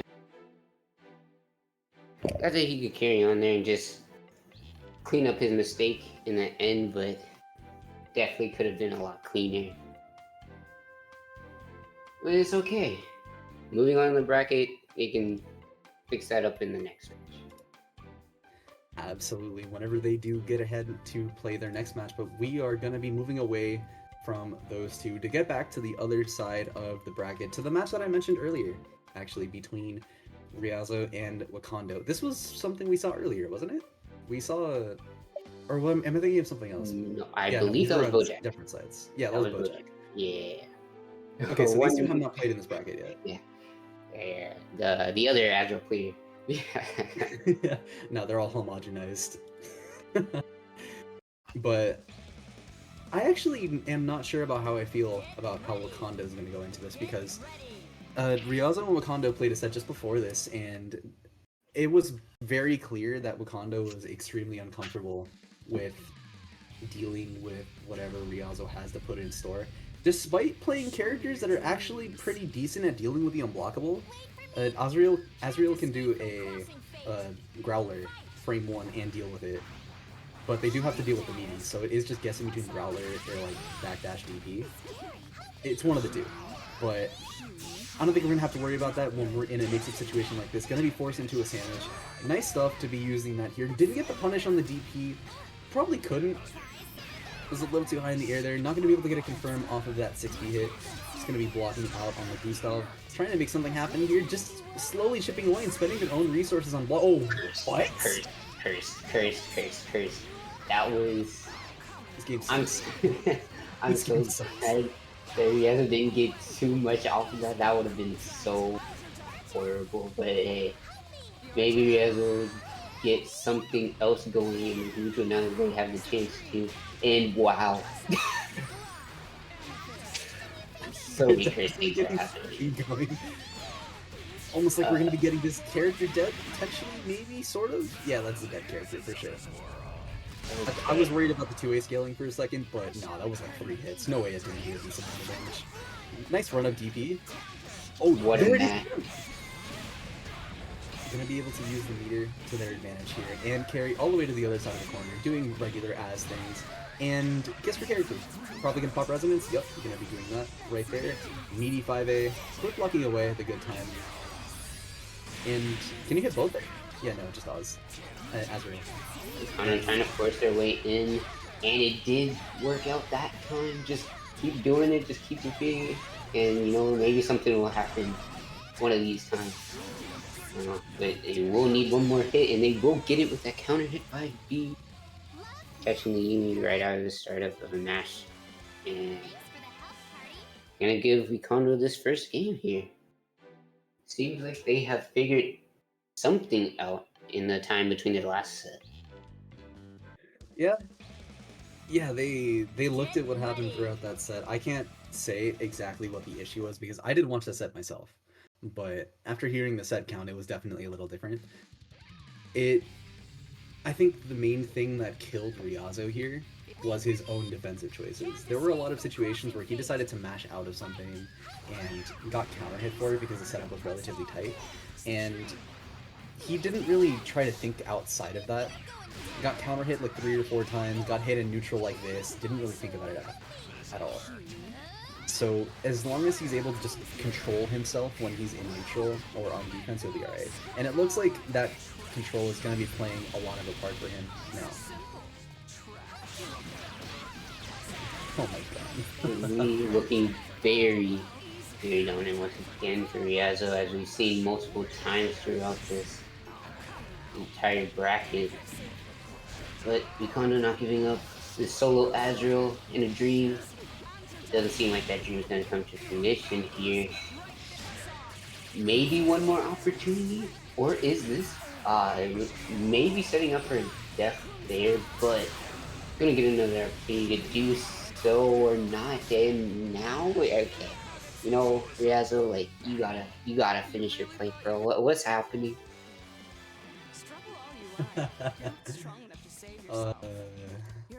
God fucking damn it. He dropped a combo like 3 times there. Man, I said, yeah, bro is finding mastery in this team, and then bro is coming out and doing this. Like, bro, come on. You know, I won't be too hard on them though. You will see. Yeah. As long as they keep winning, it's all right. You know. Yeah, can't be too frustrated about it. You did end up winning the match anyway, so just gotta go into it with a fresh set of eyes. You're gonna be able to pick up the hit here. Just baiting burst. There have been so many situations throughout this tourney where people have baited in a burst and just lost all momentum for it. All of these hits, man, it really do be out here with that. It's almost as bad as getting a hit like that, but didn't have any sort of spell meter to confirm the 2C there. Just gonna be throwing it out, not letting the 9 do anything here. Trying to pin down this character, the backwards hit of 5A, not letting the assist come out. So much stuff happening. Nice block is what I would have said if they actually did get the second block there, but no, and gonna be getting comboed for their troubles. And unblockable, maybe? Yeah, no, didn't go for Growler, was a little too scared of potential defensive options there. Ryazo just baiting burst once again, losing so much damage. Trying to make something happen on both sides, but Ryazo doesn't really have to do anything, just has the health lead to make things work, just picking away at both these characters. Like, I was gonna say that Ryazo still has the control over the neutral here, but Mikondo finding a hit and getting something, just trying to move in, trying to get in their effective range. With Ryazo kind of keeping them on their toes here, and just I was gonna say magical movement, but Mikondo finding another big hit, taking out that 9, which is really important here. 9 has been doing so much in this match. Yeah, almost as much as trying to Gustav, 3 things have done this thing for Wakanda, but I don't think it's going to be doing much here because we could kill? Probably dead? Not quite. No, I'm going to live with a pixel! With the JC. Man, I hate that situation because if you... if you tried to DP through that, she would have went the other way. Yeah. If you tried to super through that, you would have gotten the wrong one. The tool. You have to guess. You have to hold that. The tool of all time. Cross up same time is it overhead, a safe on block, if I recall correctly. That shit is broken. The Lawn Lily special. Shoutouts to Lawn Lily, my goat. Absolutely. Oh man. I'm losing my mind. Okay. Calm down. We got to think about this. What is Wakando gonna do here? What is he thinking going into this game? He seems like Ryazo already knows. Just completely destroying all their plans in just one swift motion. Gonna get a huge, deep eye is what I would say. But Ryazo keeps fumbling the bag. Like, I don't know. He's just been dropping these hits, but Wakando has been doing very strong work in trying to negate any of these assist calls from coming out, using the double-sided normals, using his tools to just deny any kind of pressure on both sides. Oh no, didn't get to bait the burst there. Tried to push block away, but is going to be put back into the neutral here. Oh man, there's so many little things happening on both sides here that it's kind of hard to keep up with. There's a lot of teleporting going on. They're trying to swap over to the heart to make a little bit of health come back from the Azrael here. Stalling in the air. Oh my god. Despite all the fumbles, Riazo has been doing a pretty good job of keeping them on their side, not letting Lucango get too many things going, especially with the nice blocks that they had just a second ago. But now Lucango is just forcing their way in with this fruit. Just getting that nice counter hit and taking up the 9 once again. Very possible that something really...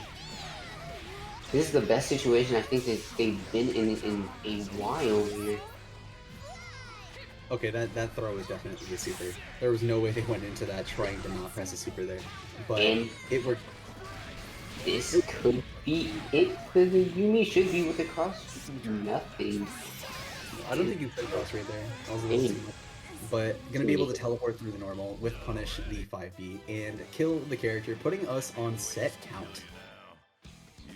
Absolutely. Now it is game 5 once again. We've seen a lot of these on stream. I think almost every game that we have seen on stream has been to game 5.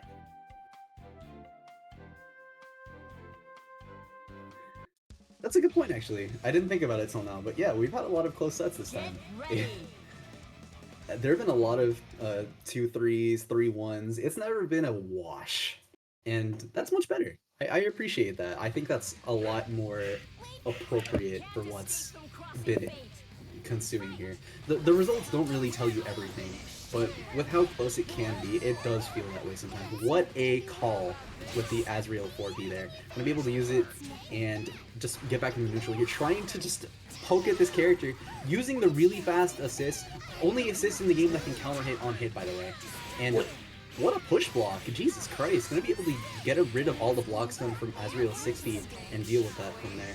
Nice cross of block. Yeah, you weren't doing that again. I feel that. With punishing the 5B and going into a full confirm here. Not gonna be able to get the weak point, but it doesn't really matter too much. Gonna get mashed out though, and this might actually be a really compromised situation for the Azrael. Not gonna be able to do any type of reversal there, and should be losing their Azrael here, right? Absolutely, with the 4 bars. Now it's all up to Hurt again. I don't think we've seen too much solo Hurt so far.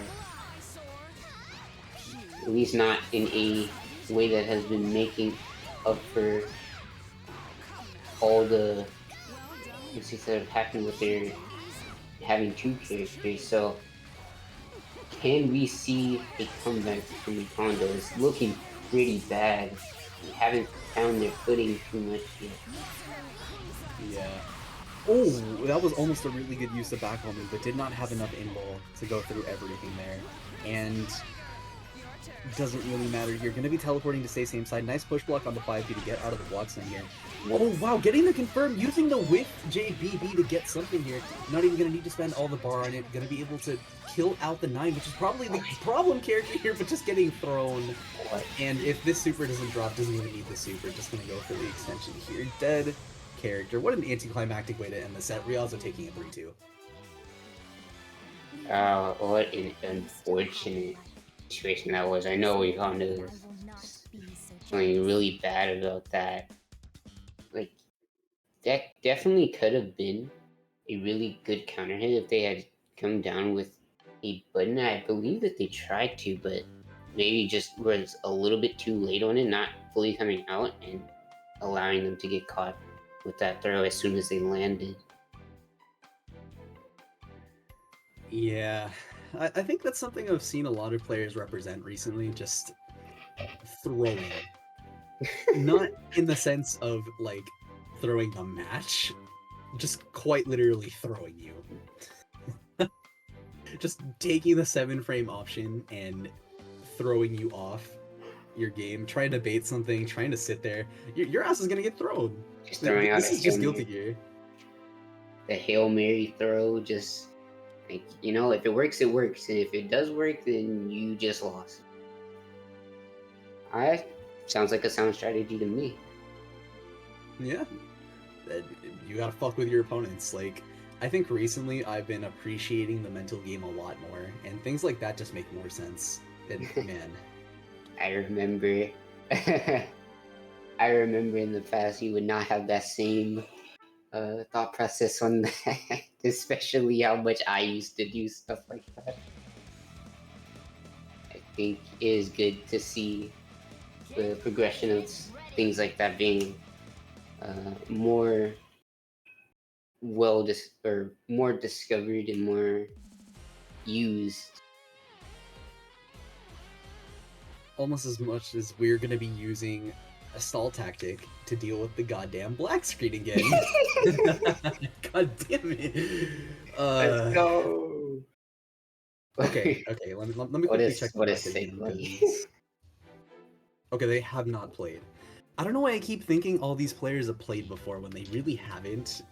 I was thinking like, oh, Cade and Jerry have played already. No, they have not. You're on the other side of the bracket.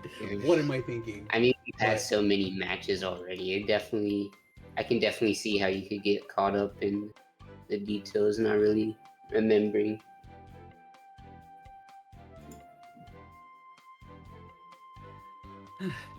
Maybe that's a good thing. Maybe that is a good thing. We've had so many good matches, so it is pretty good, I'd say. It'd just be like, oh, we haven't seen them already. It feels like we've seen so much of every player because they've just been playing their hearts out so far. But Yeah. you know what also comes with that? They need to get their bullets filled for how well that they've been doing in this bracket. Hopefully, if you guys agree with me on that, you have already claimed one of those codes for that match arena. If you haven't, you should. You should right now. Let's get those codes up. The exclamation point match arena real quick. How many of these codes do we have left? We currently have 21 of them remaining. It is a very big possibility that someone within these 29 viewers right now has not claimed that code. And if you haven't, go ahead. I'm sure all of the players would appreciate it. And if you have, thank you. But let's see if we can get right back into our matches here, and we can. Let's see, Caterade versus Not Jerry. We've been caught. Okay, so I think the reason I probably confused this earlier is because these two have played a lot. These two are like super familiar with one another, so it's gonna be less of a team-specific thing. It's gonna be more of these two just like playing each other in the mind games. Like they already know what they want. They already know what they're gonna do to each other. It's just a matter of how am I gonna do it in comparison to you. And I think we're already off to a good start because this character is already bleeding. Caterade already on the back foot, but getting a big reversal clear with the change in momentum, getting Girl in, getting that Akatsuki some HP back, but the snap out the air, trying to prevent a burst. I didn't think it was going to happen in the first place, so that might have been a bad thing for Jerry, especially if Cade's going to get his momentum right back. I'm gonna drop another combo though. And that faded burst is looking really bad for Cade here. He's gonna lose the Sakatsuki to his cross trade. Kazama is also looking pretty low though. He might not want to be out here for too long. Yeah, tried to call out the stalling on the JD there. Oh, didn't kill, surprisingly. Didn't go straight into the super. I was gonna say it didn't really matter too much if he takes the game immediately, but gonna get another chance to do so. And taking out this curl. giving Jerry the game one. I find the way that this played very intriguing, because when we watched the set between Caterade and Scrub there, it was a lot of heavy emphasis on movement. But this game, it doesn't seem like he was too focused on that. He was much more grounded. He tried to just directly answer what Jerry was doing at all times, and I think because he guessed wrong a couple times and got put into a blender he wasn't like answering either, it looked a lot more dire than you'd think it would. So I'm not really sure what's going through Kate's head at the moment. I think Cade had a really good thing going of just like answering a lot of what Jerry was doing, like you said, but it really came down to, once again, these drops have been really crucial for him. Not getting the control of the Oki situation has been really bad. Because usually when Cade gets started, usually it comes down to like the vortex that comes after this knockdown. But since players have had answers to it, especially with how much he's been missing that situation, it hasn't been going too well. But now, it seems like that has cleaned up in this round. And with that, Karma is going straight down, and it's up to a solo Azama versus a very healthy Kasi and Curve Karma. Yeah, no, this is the point in the game where Cade, all he has to do is wait out this resonance time and just sit back and let Hazama kill himself. But it doesn't look like we're going to be doing that, because we're going to be dropping combos on Jerry's part 2, but the resonance is gone. We have a lot of red health on the Akatsuki here. Nice push block on the 4P to get closer to the Akatsuki and force a swap out on Caterade's part. Not going to get too much damage for it. Going to be dropping this too, and going to be carried all the way to the corner for it. Just really not comfortable here. Getting the Ender. Not the dash cancel one, but it didn't really make a difference. Just going to be keeping it simple. Unblockable? Oh, yep. Not gonna get the confirm that they wanted from it though, but just gonna absolutely catch Hazama just flying downwards with that Rekka. What a nice catch from Cade. Gonna tie up this game 1-1. This was probably what Cade was trying to go for throughout this initial game. Like you said, that was a good point that you brought up, that a lot of what was going wrong throughout that first game was also partly due to him just dropping combos a lot. I think the most standout one was when he dropped the dash cancel on the confirmed hit once he got the OS set up in the corner down. But he's shaking it off. He's doing simpler combos now and not allowing himself to get frustrated at any point anymore, and just doing what he needs to be doing from here. I think now that we're starting this next game, Jerry just gotta keep up what he was trying to accomplish. Oh my god, if that JB did not knock down, that would have been a much more unfortunate situation, but gonna be able to call out the tech. That is something Jerry does have a lot of a habit of. He does like teching on defense. He has a very strong way of thinking about his own, I don't want to call it answers, but oh wow, okay. Walked up in DP just to call something out, but didn't get too much off of it. Oh, was a little too far from the 6B to make something happen there. Nice DP on this, beautifully avoiding the DP on Jerry's part. Gonna be able to kill the character without so much as a bar spent on either the assist or the regular meter. Tried to up back out. And I'm keeping it simple. No, but thankfully gonna be able to pick it up anyway. Just gonna be doing basic combo into super, and Caterade cleanly taking that game 3. Getting a little bit closer to what we usually see from Cade with these really nice setups coming out from him. Just kind of making you guess on a lot of these situations. Just understanding like, wow, I feel like the unblockable is coming. I'm gonna try to push block and jump out, but Cade being one step ahead of that, not doing the B Tatsu, but doing the A Tatsu and then calling an assist to kind of call that out. So many really strong decisions from Cade that we're so used to seeing, and he is definitely bringing them right back out. Hopefully we get to see more of that. Cade wants to take this set here. It looks What like is it's this? going. No. 2 resets and 1 hit there, and slowly building away to that meter. I don't think this is a dead character, is it? I think it could be. I think it definitely should be, actually. Oh, one. Yeah. One. Get the symbol here. Oh, the throw tech. What did I say, man? Jerry loves throw teching. It is showing.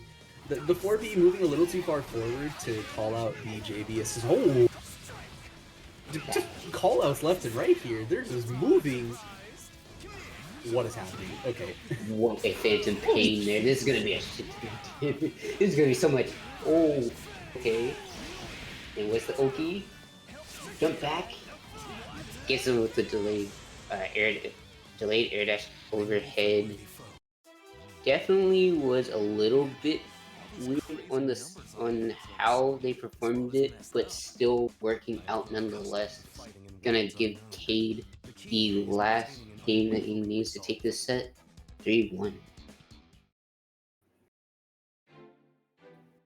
I think that particular last game was the culmination of everything that just happened within that last couple games, because he looked at what was happening on screen. He thought of how the habits were affecting Jerry's gameplay and crushed them.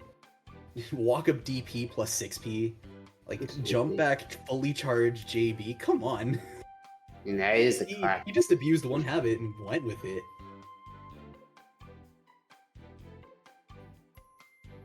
You're seeing a lot of Cade's just mastery of the team is coming out from over the. I think it's fair to say years of us playing now. I mean, yeah, years of him being on that team at this point, right?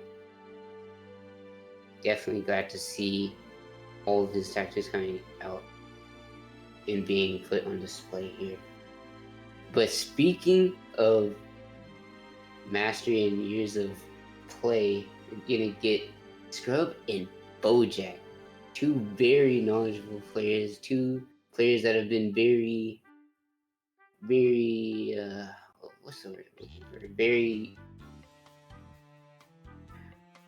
I think they've been playing on both of these teams for as long as I can remember, really. Right? They've been very. What's it? I am losing my words, bro. I'm so tired. But don't mind me. But we are going to get right straight into this matchup. Just all of the amazing plays that have been on display so far have been getting to my head. I'm not gonna lie. And with the reputation both these players have, I'm honestly just unsure of how it's gonna go. I really don't know. There's so much on the line here on both sides. But I think we're off to a good start and just generally fine defensive play. Moving the 2B. Okay, it finally bit him in the ass. Finally. He pressed it without thinking and got hit. But, man, the success rate has been like 2 to 17 by now, so you gotta respect it. Keep it simple. Oh, really? That punished? I was very surprised by that too. I thought he was gonna somehow get a huge confirm from there too, but even so, just keeping the train going, getting that fuzzy off. Not gonna be able to stop this burst, but gonna get his advantage once again, getting a counter hit on the stagger, and this should be a Dedadachi. Absolutely switching into Ruby, and then gonna DHC into the Radward to get the kill. I think they wanted to swap into the Ruby there just to get the super that does a lot more damage. But man, they also got the heal back. But this is a tough hill to climb, and I think Bojack knows that with the way they were playing. They were like throwing shit out on the screen, and I don't think they're dead off this hit. Probably should be. Oh shit! Yeah, 260 does a lot of minimum damage, and yeah, like you were saying, Bojack, how they played there, they kind of just threw out everything in their arsenal to try and open up Scrub, but it did not seem to be to any avail there. They kind of just had to live with not being able to open Scrub up and Scrub just taking their little advantage there and taking the game for it. Yeah. Yeah. I think this is a situation where Bojack gotta slow himself down. I've never seen a situation like that counter hit 5A on Ragna there, and that being able to dissuade Bojack from pressing anything from here in. But then again, Bojack's the kind of player who doesn't let that get to them. They'll consider it for next time, but they're not going to be scared of mashing if they think you're not going to do it. So they have the... Oh, go ahead. It could be a different story with Scrub, since like Scrub is just a very threatening player to deal with, as well as just being a hard one to crack as well, like with how we saw at the end of that last game. And now it seems like the pressure is definitely getting to Bojack with that EP there, just trying to find some way to get out of what was looking to be a setup for a fuzzy. Bojack just EP'd out, and it actually did work out pretty well for them. Now it looks like they are finally getting their advantage in this match. What a lucky avoidance of the burst, getting another huge confirm. I don't think that was a regular counter hit either. I think that was like Scrub mashing because he thought he was plus in that situation and getting hit for it. And he lost the character off. Yeah. That you really just got too touched because you decided to burst on Azure doing fucking 5B, big steppy, and man, that's gotta be tough. I like the push block on Scrub's part to try and deal with the Bezio there, but it didn't really make a difference. Oh my god, the autocorrect. Man. A TR on this time, maybe? Either way it worked out. Maybe going straight to the super? Oh, not even, no. The nice little stare down, like Scrub immediately taking his opportunity to just go for a throw. And it should be death for this Azure here. Taking another game, not in as much of a dominant fashion as the first. Bojack definitely got a lot of things started there, but Scrub's still making his way out on top with that solo Ruby. Yeah, that was really impressive, honestly. You called it out really well. I think... How do I describe this? The understanding of how Ruby's combo scaling works was ultimately the deciding factor of that game. I didn't think that throw was going to kill. But Scrub recognizing that he had 5 bar and the cognizance to use 236C, which is a very good move to use if you want to do damage on Ruby, which character that usually doesn't do damage. Yeah. So good stuff to him, and able to close that out, and potentially put himself on set point to put Bojack into losers, which, man, it almost feels kind of surreal to say that, because every time we've seen Bojack, it has been crazy gameplay. Oh, the clash? And also cursed gameplay, as we can see now. But hey, what will Bojack's next opportunity? He's just going to go straight into this BZO setup here. Not going to be able to open up Scrub once again, but definitely taking the opportunity to back off. Get another opportunity. Wanted to active switch DP, not getting it.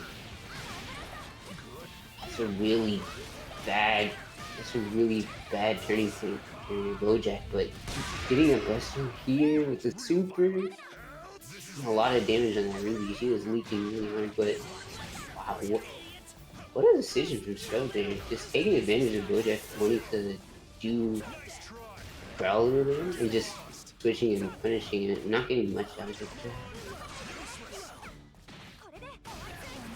Yeah, they're not going to be able to get much from that hit, just going to be slowly chipping away at it. But the Ruby finally getting the grab that they need and making something happen with this hit here. Trying to go for the delayed overhead to beat some sort of fuzzy tech, but Bojack recognizing the situation.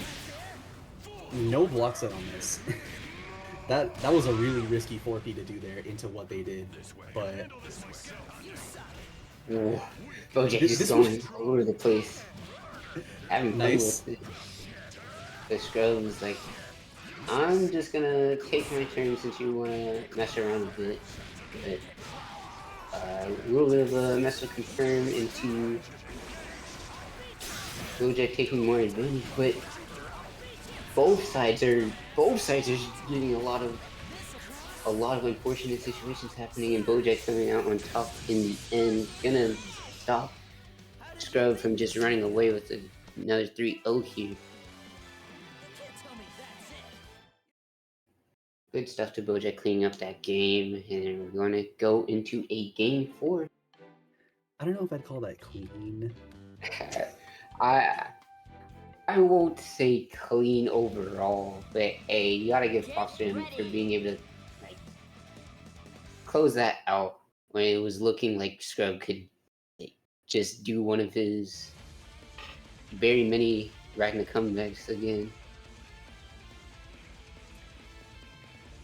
Yeah, the main issue with that last interaction was just there's a lot, but there was a lot of little fumbles there that ultimately led to Scrub's demise. But either way, Bojack was the one to be able to capitalize off that, and they're going to be able to do so within this next game if they're able to put themselves in a situation to do so.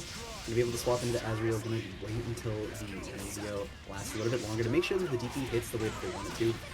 Wow, that was really fucked up. I'm surprised that Bojack didn't go for the super there. Did not get the 2B of the gods this time. Wasn't even comfortable doing so.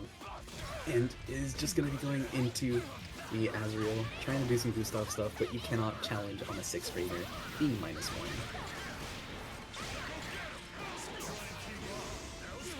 This situation, this is going to get that nice damage situation. What a backdash from Scrub as well. Gonna put them right back in the corner using that one bar.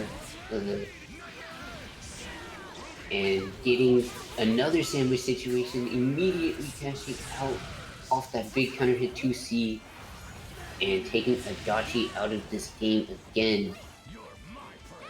All up to solo Azure one more time, but doesn't look like Scrub is going to give him any chance to try and make a comeback with him. One more situation, and that is definitely going to be okay. Never mind, I cursed him. My fault. My fault. Look, I'm telling you, this is why you don't say anything until the win screen is on screen. But you know what? It's definitely still doable for both sides. Bojack could be playing it somewhat risky here. Yeah, just gonna be getting hit. Gonna be able to build the second block. Oh, I didn't know you could do that. Okay, alright. Bruh. Okay, dog. You learn something new every day, and that was one of the situations where I did not think I was going to be learning something. Oh, that was fun. Always a new bag of tricks from Scrub, and he's gonna use that to punch his ticket straight into that grand finals winner's side. Oh, we're already so far into this bracket. It felt like a lot of it is we just kind of breezed through it. You say breeze through it, but we were wheezing throughout the entire thing. So it's really not that cut dry, unfortunately. But yeah, no, it has been fun regardless, and we're getting to the corners of the event here. Ideally, no more issues regarding connections. We're going to be going ahead and moving into the set between Riazo and Caterade. Okay, let me check before I speak. Caterade. No, they were on opposite sides of the bracket. I was gonna say. But I was hoping 3rd time's the charm. I will say that this is once again, like you said earlier, with the whole Cade versus not Jerry situation. This is a matchup that I am very familiar with. These two players. Now, it has been a while, so it could be different than the last time I saw it, but these players have fought each other enough to know what each other wants, and I am very surprised that Riazo opted for the Makoto here. Yeah, I was gonna make the same comment earlier. I'm not really sure what the Makoto pick is for. I think it might be because of this Akatsuki's DP, but even with that being the case, it doesn't seem like the Makoto is gonna change much for that. I feel like it's less about the Makoto chaining it, and more so that the 9 doesn't feel as comfortable against Sakatsuki. I could be speaking out of my ass there, but maybe that's just how Ryazo feels with it. Especially when you have defensive options like that 9 does not. It feels a little less clear cut. Oh yeah, just swapping into this immediately, not letting the character go through here. Gonna be getting the full confirm and knocking down Sakatsuki. What a throw Did he actually bait. throw? Yeah. Damn. It was a very delayed throw, but a throw nonetheless. Gonna give Ryazo a lot of mileage here. Gonna go straight into the center setup again. Went for a TRM 2 times, but maybe should have let it go after that last one. Because Cade getting the opportunity to DP out, giving himself another great situation. Oh wow. Ryazo does not care. Neither does Cade. He just wake up super. Oh, dead? We're just reversal into reversal into reversal, but Ryazo is gonna get the last lap there. Gonna get the first game on the board. That was a very interesting set. I think the decisions that the Cade made there throughout the beginning was a little bit of unfamiliarity. Like we've discussed, he has not played Makoto Yugi in a while, I assume. I don't remember the last time they played in bracket, maybe it was sometime recently, but if that isn't the case, then it could have easily just been misunderstanding where the burst timings are, where things are going to be different throughout the positioning on the screen, how you want to deal with Makoto Orb, things like that.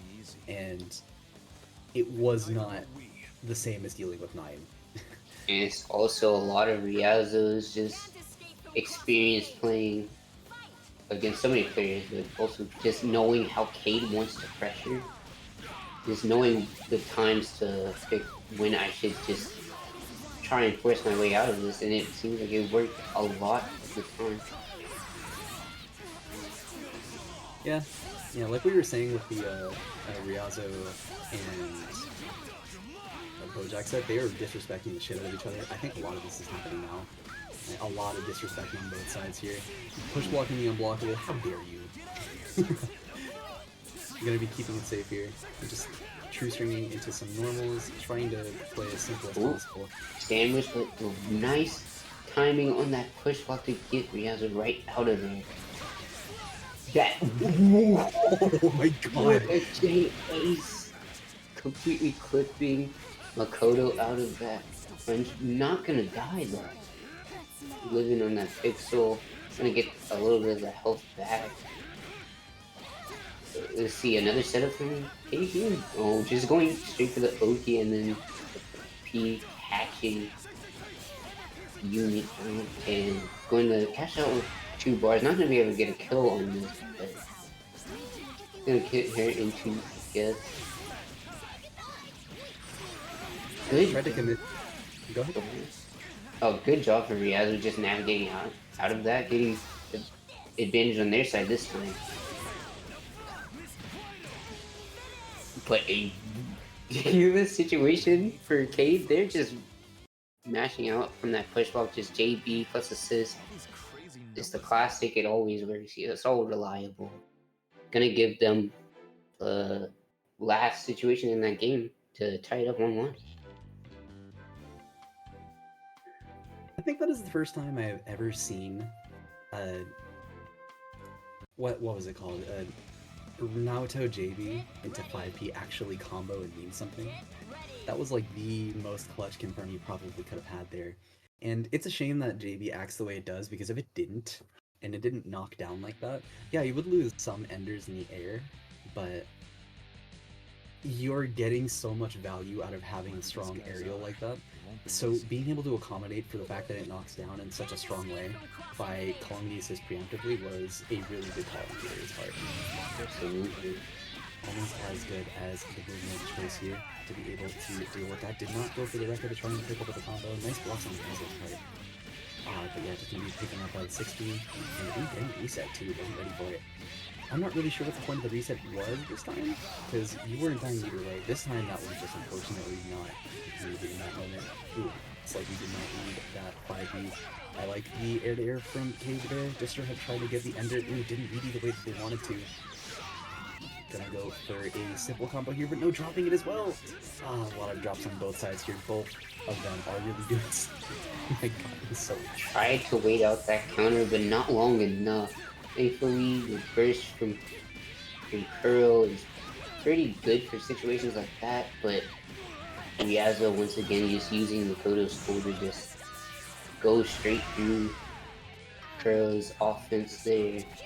And now Cade is left with the solo Akatsuki again. Especially with that 2-4 BC getting another big combo just to get something started here. TRM, this could be a dead Yumi. Especially if you're gonna go straight super into super. Yeah, just keep it simple there, going straight into 5B auto combo, and Yumi the extension supers at Akatsuki is so good at utilizing within resonance to make a comeback happen. Being able to use that 2A, gonna be able to throw out a bunch of normals here, push blocking away the plus point. Makoto is really good at setting those up. I think Makoto is underrated. Not, oh my god, I am shocked he did not get punished there. Nice TP of his own, gonna be able to walk up. Nice press on the 2C to recognize that Riazzo's been waking up with our own 2C a lot. So gonna start meeting the blows. Oh no, the Horrible flash crash for that was a horrible crash for Cade, but thankfully Riazzo did not take complete advantage of it. I want to say Cade wanted to use 214C in the air there to see if they could confirm from it, but I don't think they thought that through. Oh, the throw bait! Oh my god, that was the weirdest time to do it, and I think because it was weird, it worked even better. Cade destroying the notions of the neutral there, just walking up and throw bait, taking game 3. That was extremely good timing, especially since Riazzo was a little bit flustered there. Just wasn't really thinking too hard about what was gonna happen. Just noticed the run up, was like, it's gotta be a third. They gotta be a Kai player right now. But did not end up being the case, in Cade taking another game on the board.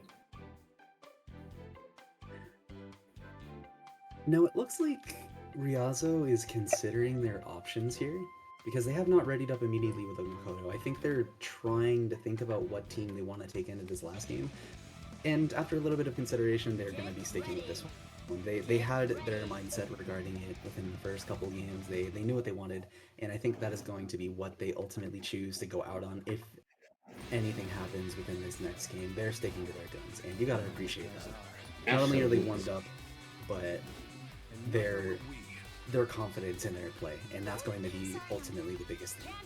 It's really hard to make that decision. I've definitely known that to be a really hard one to make, so let's see if Riazzo can make it count here. What a nice throw tech from Riazzo there. Into the TRM situation. We're gonna see another sandwich, or not. They messed up the Loki situation there. Not gonna matter too much.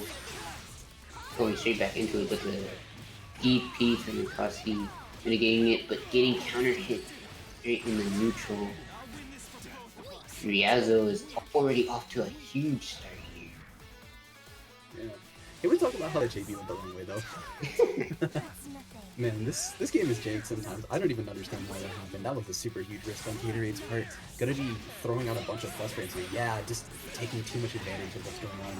And no, you're not dead, definitely not. But we're gonna be forced into a bad situation, just killing as much health as we can here. And still, Resonance still on the table, so not all of that health is lost for now. Probably gonna quick pop it in a second here. Oh, what was that? Air straight in the jaw. I didn't even do anything off of it. Wow, okay. That was a very interesting option from Cade there. He did a jump cancel Rekka on block, but Riazzo just mashing on it, just saying like, well, if you're just gonna sit there, I'm gonna do something. Very interesting, tying up the games there. Riazzo. Yeah, tied up the games, really acknowledging what they're doing with their character and just making it work. I feel like I'm speaking very vaguely in how they're going about this, but we can't really speak about how they're thinking. And when it comes to this late in the bracket, that really is one of the main things here. You're playing mind games. You know these players. You watch them play. So you have to really be in tune with that. So if you're not going to be confident enough in that, then you're going to be struggling a lot. And I think Riazo is doing fine in that regard. And be able to... Oh, interesting. I don't know why the fireball worked like that. That was a really unfortunate scenario. Almost as unfortunate as the JC not confirming. As good as that JC is, it is not very good at confirming hits from a little too high up, but it doesn't really matter when we have hits like this. We just get a bunch of damage, and this is already looking really bad for Caterade. Nice to see. Absolutely. It was looking really bad, but at the same time, we've seen Caterade come back from worse.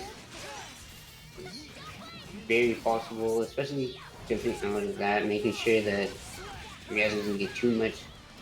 But Riazo answering back with the 2C to just get out of another situation for King.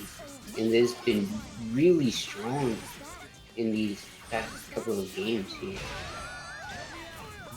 Yeah, a lot of TRM attempts from Riazo's part too. Maybe they thought they were scared about the push block coming in, but I don't think it's going to make it much of a difference. Going to be going for the cross raid because they didn't think they were going to be able to use the super to their advantage. They call out the push block with the Kite, but unfortunately just getting deep heat for there, but this is still really cool. Yeah, chipping away with the EX projectile. Ooh, maybe could have even confirmed off that if they were fast enough. I don't know. Setting up a fireball trap. Oh no, just jumping out here. There's a lot of mental games going on. Just running up and trying to hit them out of the projectile. Wasn't able to whip punish. Getting put in a sandwich situation. Yeah, nice call back out. Ooh, the character almost died. Wow! The 5C anti-air hit Riazo as soon as they land. This is a crazy game 5 here. Like, either one of them could die in the next hit. And it will be Riazo finally getting punished for doing that 2C. You're relying a little bit too much on it, Kate says. Like, I'm familiar with your game.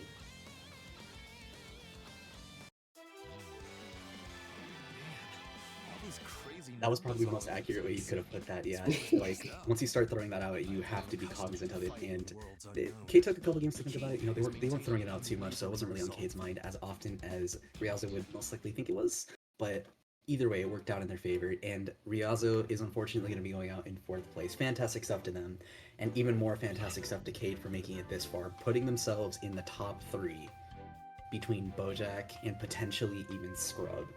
How are you feeling about Cade versus Bojack? Honestly, I don't think I've ever seen this matchup. Really? I can't think of a single time they've ever fought. Can you? That's a good point. That's a good point.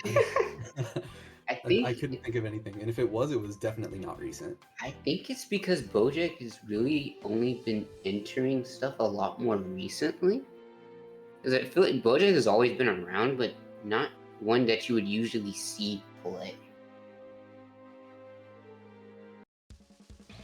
So I can't really say how this would go, other than I think that both have really good and really strange ideas. So it could just come down to whoever is whoever has the weirder mad scientist like setup in neutral situations, I guess. Yeah, pulling out the Powerpuff Girl mixture. Gotta put in a little bit of the randomness as well. Yeah, we're getting to the point on both players where those interactions. Come on. What a bait, bro! That was the craziest call. Okay. Seems like Bojack knows what he should be doing for Cade, but it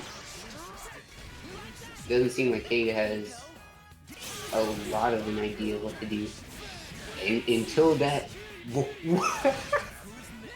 Then honestly, I'm just shocked Cade decided to continue with the combo there. He really did not need to do that, but it worked out in their favor. Going to be swapping out to the Akatsuki just for a moment, but going to be keeping it safe here, trying to get away in this situation, but unfortunately getting crossed up by the JC, and that's going to be a dead character, Akatsuki on the board. I'm really surprised about that burst, honestly. That was not something I thought was going to come out from KJ. Okay, I'm sorry. That killed me. The random 2B. Cade getting something started catching the dash. Wasn't really expecting it, but getting another low to take out this Azure really quickly, and the game is all evened up. A nice welcome across up there, recognizing that Bojack is going to go for something crazy there. Just they were mashing out. This isn't going to be killed, I don't think. We're going to be close. Close. The super. I think it could be. Maybe. It should have been money. Maybe. And yeah, that super does a lot. They just have baby damage for the entire thing up until the end. It's kind of it's kind of like the fucking Seth super. Seth super definitely does that too. But either way, we gotta stop underestimating these damage numbers sometimes. Good stuff from Cade, just opting to even go for it in the first place instead of just going for a better Oki situation. He had confidence in Akatsuki's damage in that scenario. Let's see though. That game was really looking Bojack favored for a long time, so Cade out on there, he might just give him the momentum he needs to make the rest of the matches. Wow, never mind. Never mind what I was gonna say. Bojack is already getting started once again. I gotta wonder, has KDPs ever been punished throughout this bracket? Like, I'm looking at it, and there has never been a point where Cade has pressed the DP button. They have either avoided it entirely, or something like that. I don't think it's mattering too much, because, yeah, honestly, that was an okay burst. Like, you're taking off first over here. Good block on Bojack's part. Gonna be, no, not the drop, that's so unfortunate. Nice jump out, and super jump, so that wasn't the confirmed they probably wanted to get, but they were getting something. Dropping the dash cancel again, didn't really get what they wanted there. Trying to pull something out. Tried to block the assist as well, but yo, the Azrael high-low? It's real? Whoa. What a dash, good stuff. Dropping the combo into Bojack, just DPing straight out. Gonna take out this Naruto with the one little mix-up at the end. And now it's all up to Akatsuki again. Definitely a worse situation than before though. Yeah, worse is probably understanding it, but then again, Bojack can't really do anything on parries on the board, so it worked out for the most part. Gonna be going into Bitatsu here, probably gonna want to deal with super. Yeah, Bojack not teleporting back there because they recognize that it's not like his facing is need to do that. Didn't recognize the hit though, so just gonna be deeping out. No way, no way, no way. Not gonna punish though, yeah. Yeah. That was funny, but okay, if that super was just a little faster, they might have been able to punish that air dash, and that would have been the most ridiculous shit. That would have been so cool. But unfortunately, the frame data did not work out like that, and we're gonna be moving on to our game 3, where Bojack is gonna even out the score. I'm not really sure how to feel about this set, because on one hand, Cade is making very good decisions when it comes to defense and trying to open them up on offense. It's just whenever they guess wrong, they're put in such a compromised situation afterwards by taking 12k damage per hit that it's just difficult to make those decisions. that in these round starts have really been in Bojack's favor. Despite that though, Cade finding his way around certain situations, just trying to get over all the things that Bojack is doing, and just using the DP to really just mitigate all the mix-ups that Bojack would get in any other scenario. What a confirm on the area. didn't push block the assist. What a backdash, bro. I really don't think that's what I wanted because backdash beats absolutely nothing there. But either way, it worked out in my favor. Just gonna be super yeah, and Bojack super right back just to make sure that there's no burst on the table. Gonna be killing the Kater, gonna be killing the Akatsuki. Not, god damn it. Whatever. Kill the Adachi, please. Look at the health. Adachi leaking a little bit, but the perfectly timed push up from Bojack stopped it, and now they are doing quite. How much you want to bet these little stutters from Cade are 236 buffers just in case he stops? How much you want to bet? I think I would be surprised, but also I think they're just. Honestly, I think they're just messing around. 2000%. Okay, we're back to normal. Oh, never mind. No? The normal in question. And Cade just inching his way in from the start. He finally makes it. And now it's backing off, trying to wait for a burst, but that didn't. And now it's back to Bojack. Gonna make him guess, but not for game. Especially if you do the messed up CC situation, and now that Adachi is going to be suffering for it. Suffering is correct, because that was a lot of beating just to take like 8k. Man. And another hit from the Akatsuki. Don't want to get an unfortunate drop, but baiting out that DP. Cade with the solo Akatsuki comeback. It's funny that Bojack was messing around throughout those first 30 seconds or so of the solo Akatsuki, because I don't think that he thought that was gonna happen. He definitely played like that as if he was gonna win that game no matter what. So I am objectively impressed, and that should just show Bojack that he cannot play that way. Maybe a little bit too much confidence in how that matchup should go. Maybe underestimating a little bit of how far Cade can take this Akatsuki. Because everyone just does believe that he is just a character that is like really weak on his own, just due to how his neutral and offense works. But Cade has figured it out. He's making it work. I find it really funny how every time someone is in an unblockable situation, they just have to block low. Yeah, they didn't push block the Akatsuki, and yet Ro just hits them with the overhand. Oh man, that was an unfortunate hit, but we're just gonna clean it up anyway. American reset. Even getting the B-Rekka dash cancel too, you love to see it. Happy reactions. Yeah. Carry right back to the finger. Good stuff. Wow. everything just went well for him. And then he drops it again, but what? I don't know how I felt, but I knew he was going to do He's just doing things now. Bro is feeling himself a little bit too much. Might be to his detriment. We'll see. Oh, never mind. There we go. Okay. He has such a healthy, but I think Super Divine Smashing here. Yeah. I was not expecting that to do enough. Wait. Come on. I think Wake Up Throw has worked way more than it should have this entire tournament. Gotta time your meaties correctly. Wait. Nice. Man.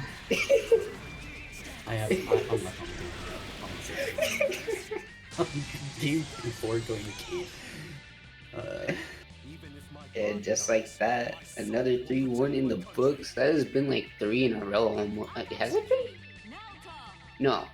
Azure versus Hondo. No, it was because Cade, not Jerry, Bojack, and then. Oh, I don't know what the Riaz was. I think it was 3-1. I don't remember.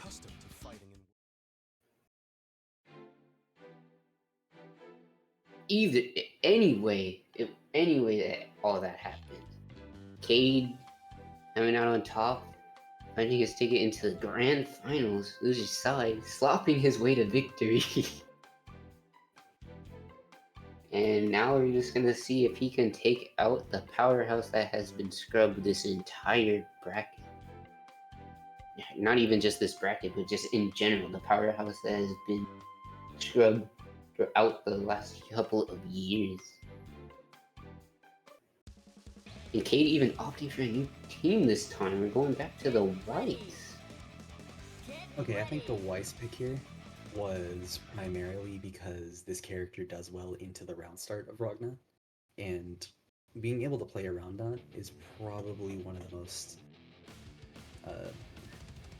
important, let's say, things about this matchup, because let's not forget that Ragna is one of 6 characters in the game that Weiss can instant overhead with JC. So this is also really good for Weiss too, because Ragna has to push block her a lot more. So this is going to be a decision of playing mind games on defense, even more so than usual. Pressing bugs here. What a 2C. Dropping the combo. And it's gonna be, ooh, yeah, that's a lot of damage. Huge punish with that first bait. 10k, and now we're gonna get Oki situation. What are we gonna do? Ooh, the sway in the sway with the pressure set with the assist out. Gonna take out that Ruby really quickly. Now it's all up to this solo Ragna, and as you said, it's gonna be really hard versus this Weiss now. Oh yeah, to me. Well, no, they didn't mean me, but it was in a weird spot where it wouldn't really make a difference. That recovers too fast to do that with. You cannot cross up from there, you scallywag. I can't believe I called him that. You know you're tired. Man.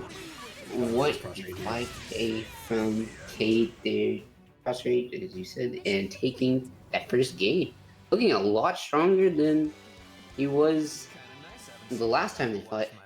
Which is funny that the one time you didn't mention if they have fought against each other. Look, I gave up. You gotta adapt at some point, right? But it looks like Cade is on the path to adapting towards his eventual potential victory if he continues this momentum up. But this is Yofave's scrub we're speaking about. So if any can do it, it's definitely him. If we're going to see more of what happened in that first game, though, I'm confident. I'm definitely confident in the Weiss. It has to believe in it. We will see how this goes. Already looking a lot better than before. But will Scrub have the adaptation to deal with it in this, game here? He didn't get the pick there. Wow. What a trade. Gonna get that ender there.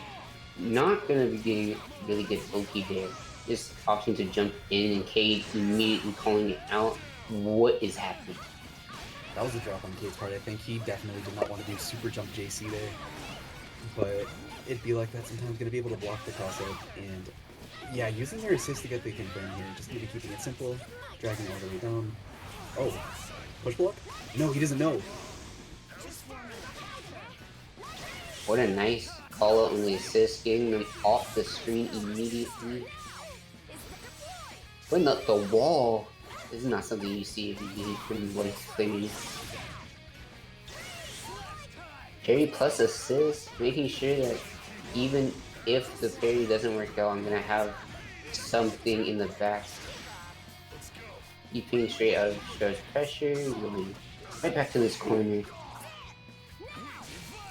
He tried to do the loop a little too quickly there, but you're gonna be able to set up the Yusuf here. Went for something simple, but gonna be able to get bursted out, and this is a dead character. Probably not even gonna need the meter, just gonna go for the cross rate. There is no CC meter on the bar anyway, so man, builds up an entire bar of the cross distortion gauge at the bottom there. Playing it safe on the staggers, just trying to keep this rock away. The wall. the wall for the safe res, but not gonna keep him out long enough to find out a way to take the match back to Cade. So now Scrub tying it up on 1. Cade has a long way to go if he's going to win this bracket. So he has to figure out something quickly to outpace Scrub's adaptations here.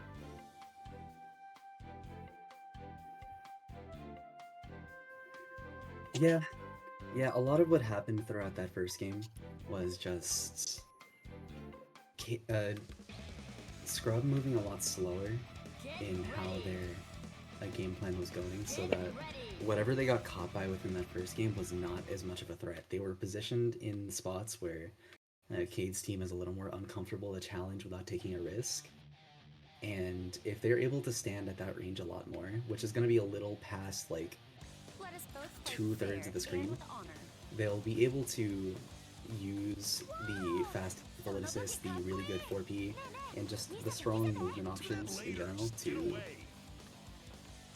force Cade to overextend and punish him pretty fast. Okay. Pretty good adaptations from him, yes. And it's already looking like Scrub has a very good game plan going into this next round.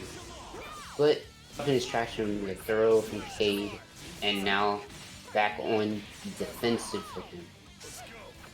He pressed the thrust a little too early there. Tried to whip punish the 4A, but just mashing out, showing zero respect for Scrub there. Gonna be able to get the empty lane cancel ender. No, tried to go for a mix-up, and gonna keep it safe. No, got hit! Oh shit. Wow, why did the glitch go that way? Nice block on Scrub's part. Ooh, but getting hit by the charge JB. It was not a counter hit though. Recognizing the spacing in which they will not be able to convert into the 5 BBB. Good stuff on Scrub's part. Keeping it simple and getting counter hit here though, not doing anything with the combo, just dropping it here. Nice DP. And trying to chase down this Slice. Yeah, and just pressing the 5 with the gods. Good stuff from Catery to stop the momentum going that was starting to go in Ruby's favor.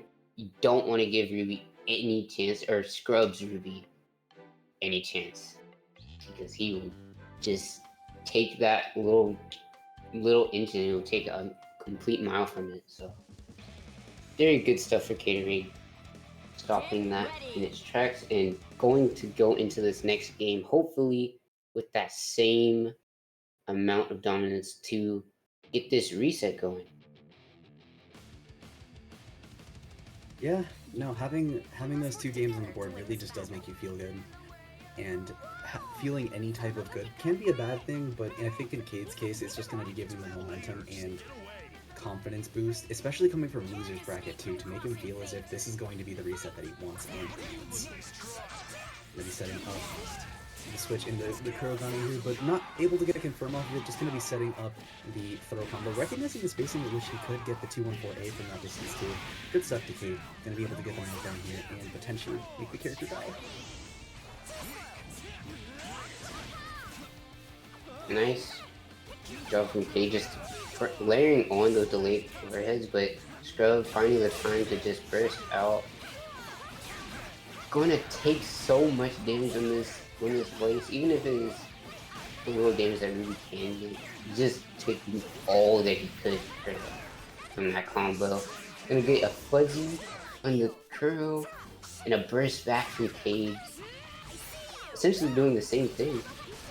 Like, not getting as much mileage off of it. Well, I'm surprised the Scrub committed to that. Yeah, same here. That was an interesting choice. I don't like that Cade forward tech and made it uncomfortable for him there. Oh my god, the Weiss thing. Yeah, I think in that kind of situation... Why the burst? That wasn't a good character. I really don't understand what that was for. But we all make decisions like that sometimes, and it's ultimately going to be leading to the Kurogun's death. Is going to need a super though.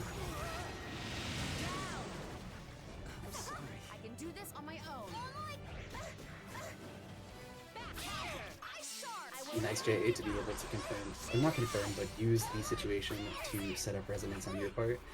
Playing really patiently here, still able to get the confirm off that JD despite it being really far after the counter hit hits them, but doesn't make a difference either way.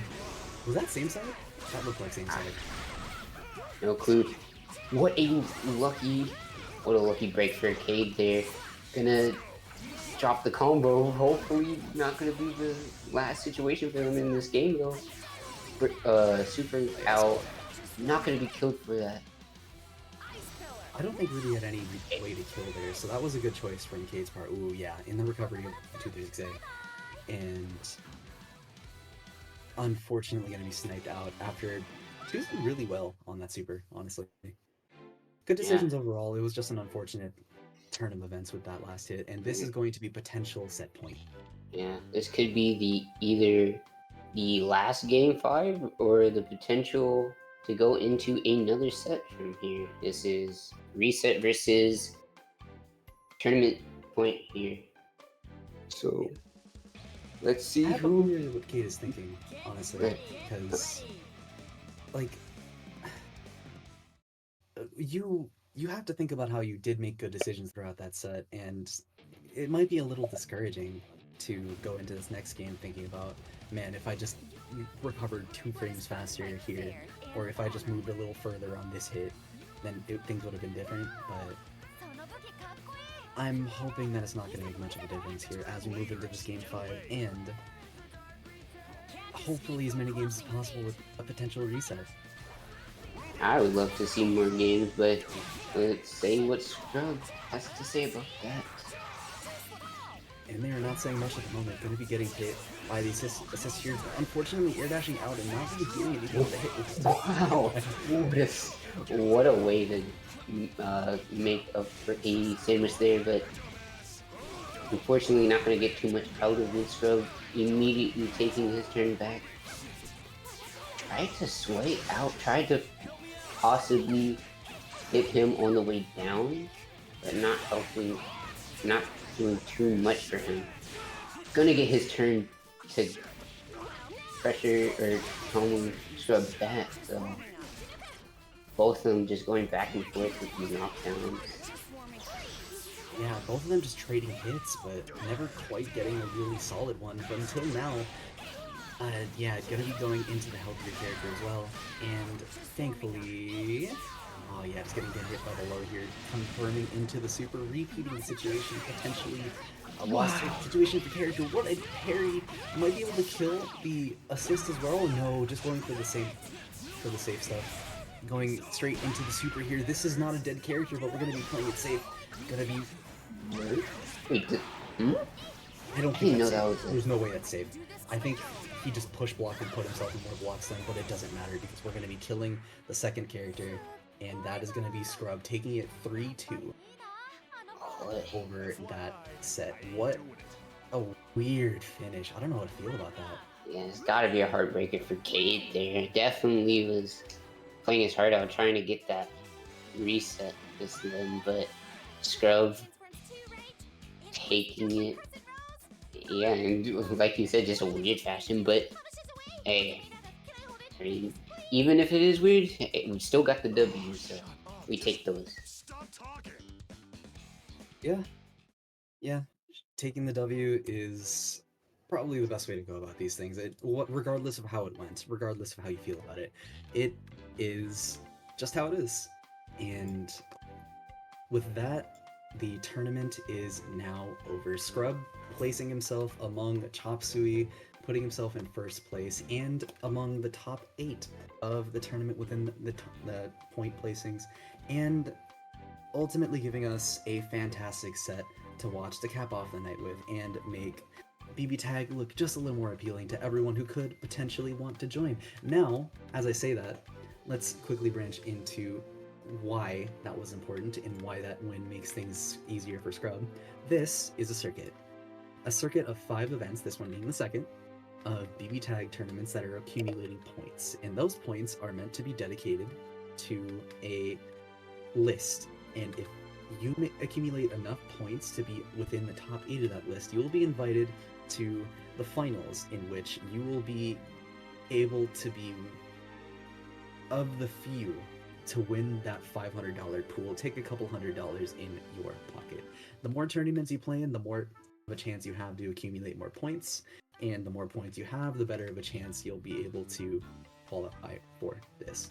If we are currently only paying out the top 3, but if it does go up to higher numbers, we will make it top 4, top 5, maybe even the whole top 8 if we hit a certain threshold, which we have not decided yet, but we would eventually. And ultimately, we are thankful for those players and the people that may potentially join in the future, as well as the people that have came out to watch tonight. Thanks everyone for sticking with us through the internet issues, for watching all of the batshit insane plays. Thank you, Bojack, and making our night just a little more thrive and impactful. You have anything to say, Faded? Yeah, just a few more things. First of all, like you were saying, towards this bracket, towards this circuit, if you want to support the players, especially the ones who do end up making that top 8 for the finals, please, if you haven't already, claim the codes in the match arena. There's still 21 left. I just checked. If you haven't already, please claim it. I'm sure the players would appreciate it a lot, especially with that payout getting bigger and bigger. You know, we would all enjoy to see those players go at it for a bigger and bigger pot, right? That's one thing. And second, I'm glad you guys stuck with us even through like Mito said, the issues not only with the production but also with the game itself. I'm glad that you guys didn't get too bored with us singing at a black screen a few times. You know, hey, it is what it is. I'm glad you guys are still here, and I'm glad that you guys had me. Appreciate you, Mito, for inviting me last second. It was a lot of fun, and I'm glad I got to be here.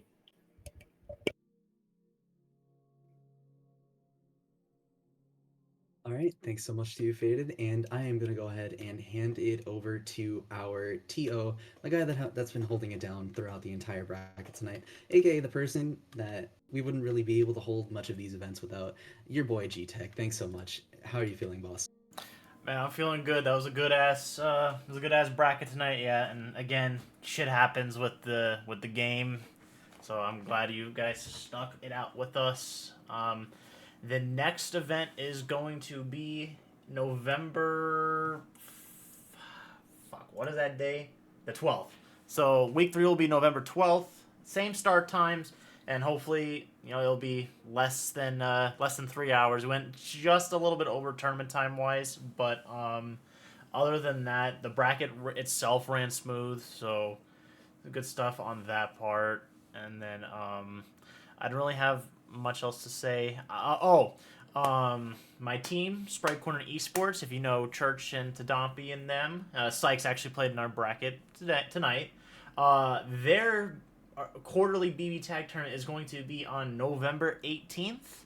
So make sure that you are following the Sprite Corner Esports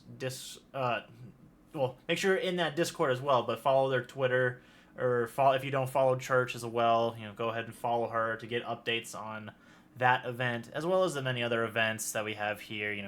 Wednesday night fights, Big 8, House of Casuals, Crossrails when Taco does run it, and all the other events that are out there. So thank you for supporting this game, and that's really all I have to say. Once again, congrats to Scrub for taking the second prelim for Intertwining Fates. I have nothing else unless you guys have something else you want to add. I am good to sign off. No, I believe that's all. Thanks so much to you, G Tech, and to you, Faded, everyone else that's came by, and that will be the end of our showing tonight. Peace out. See you. Deuces.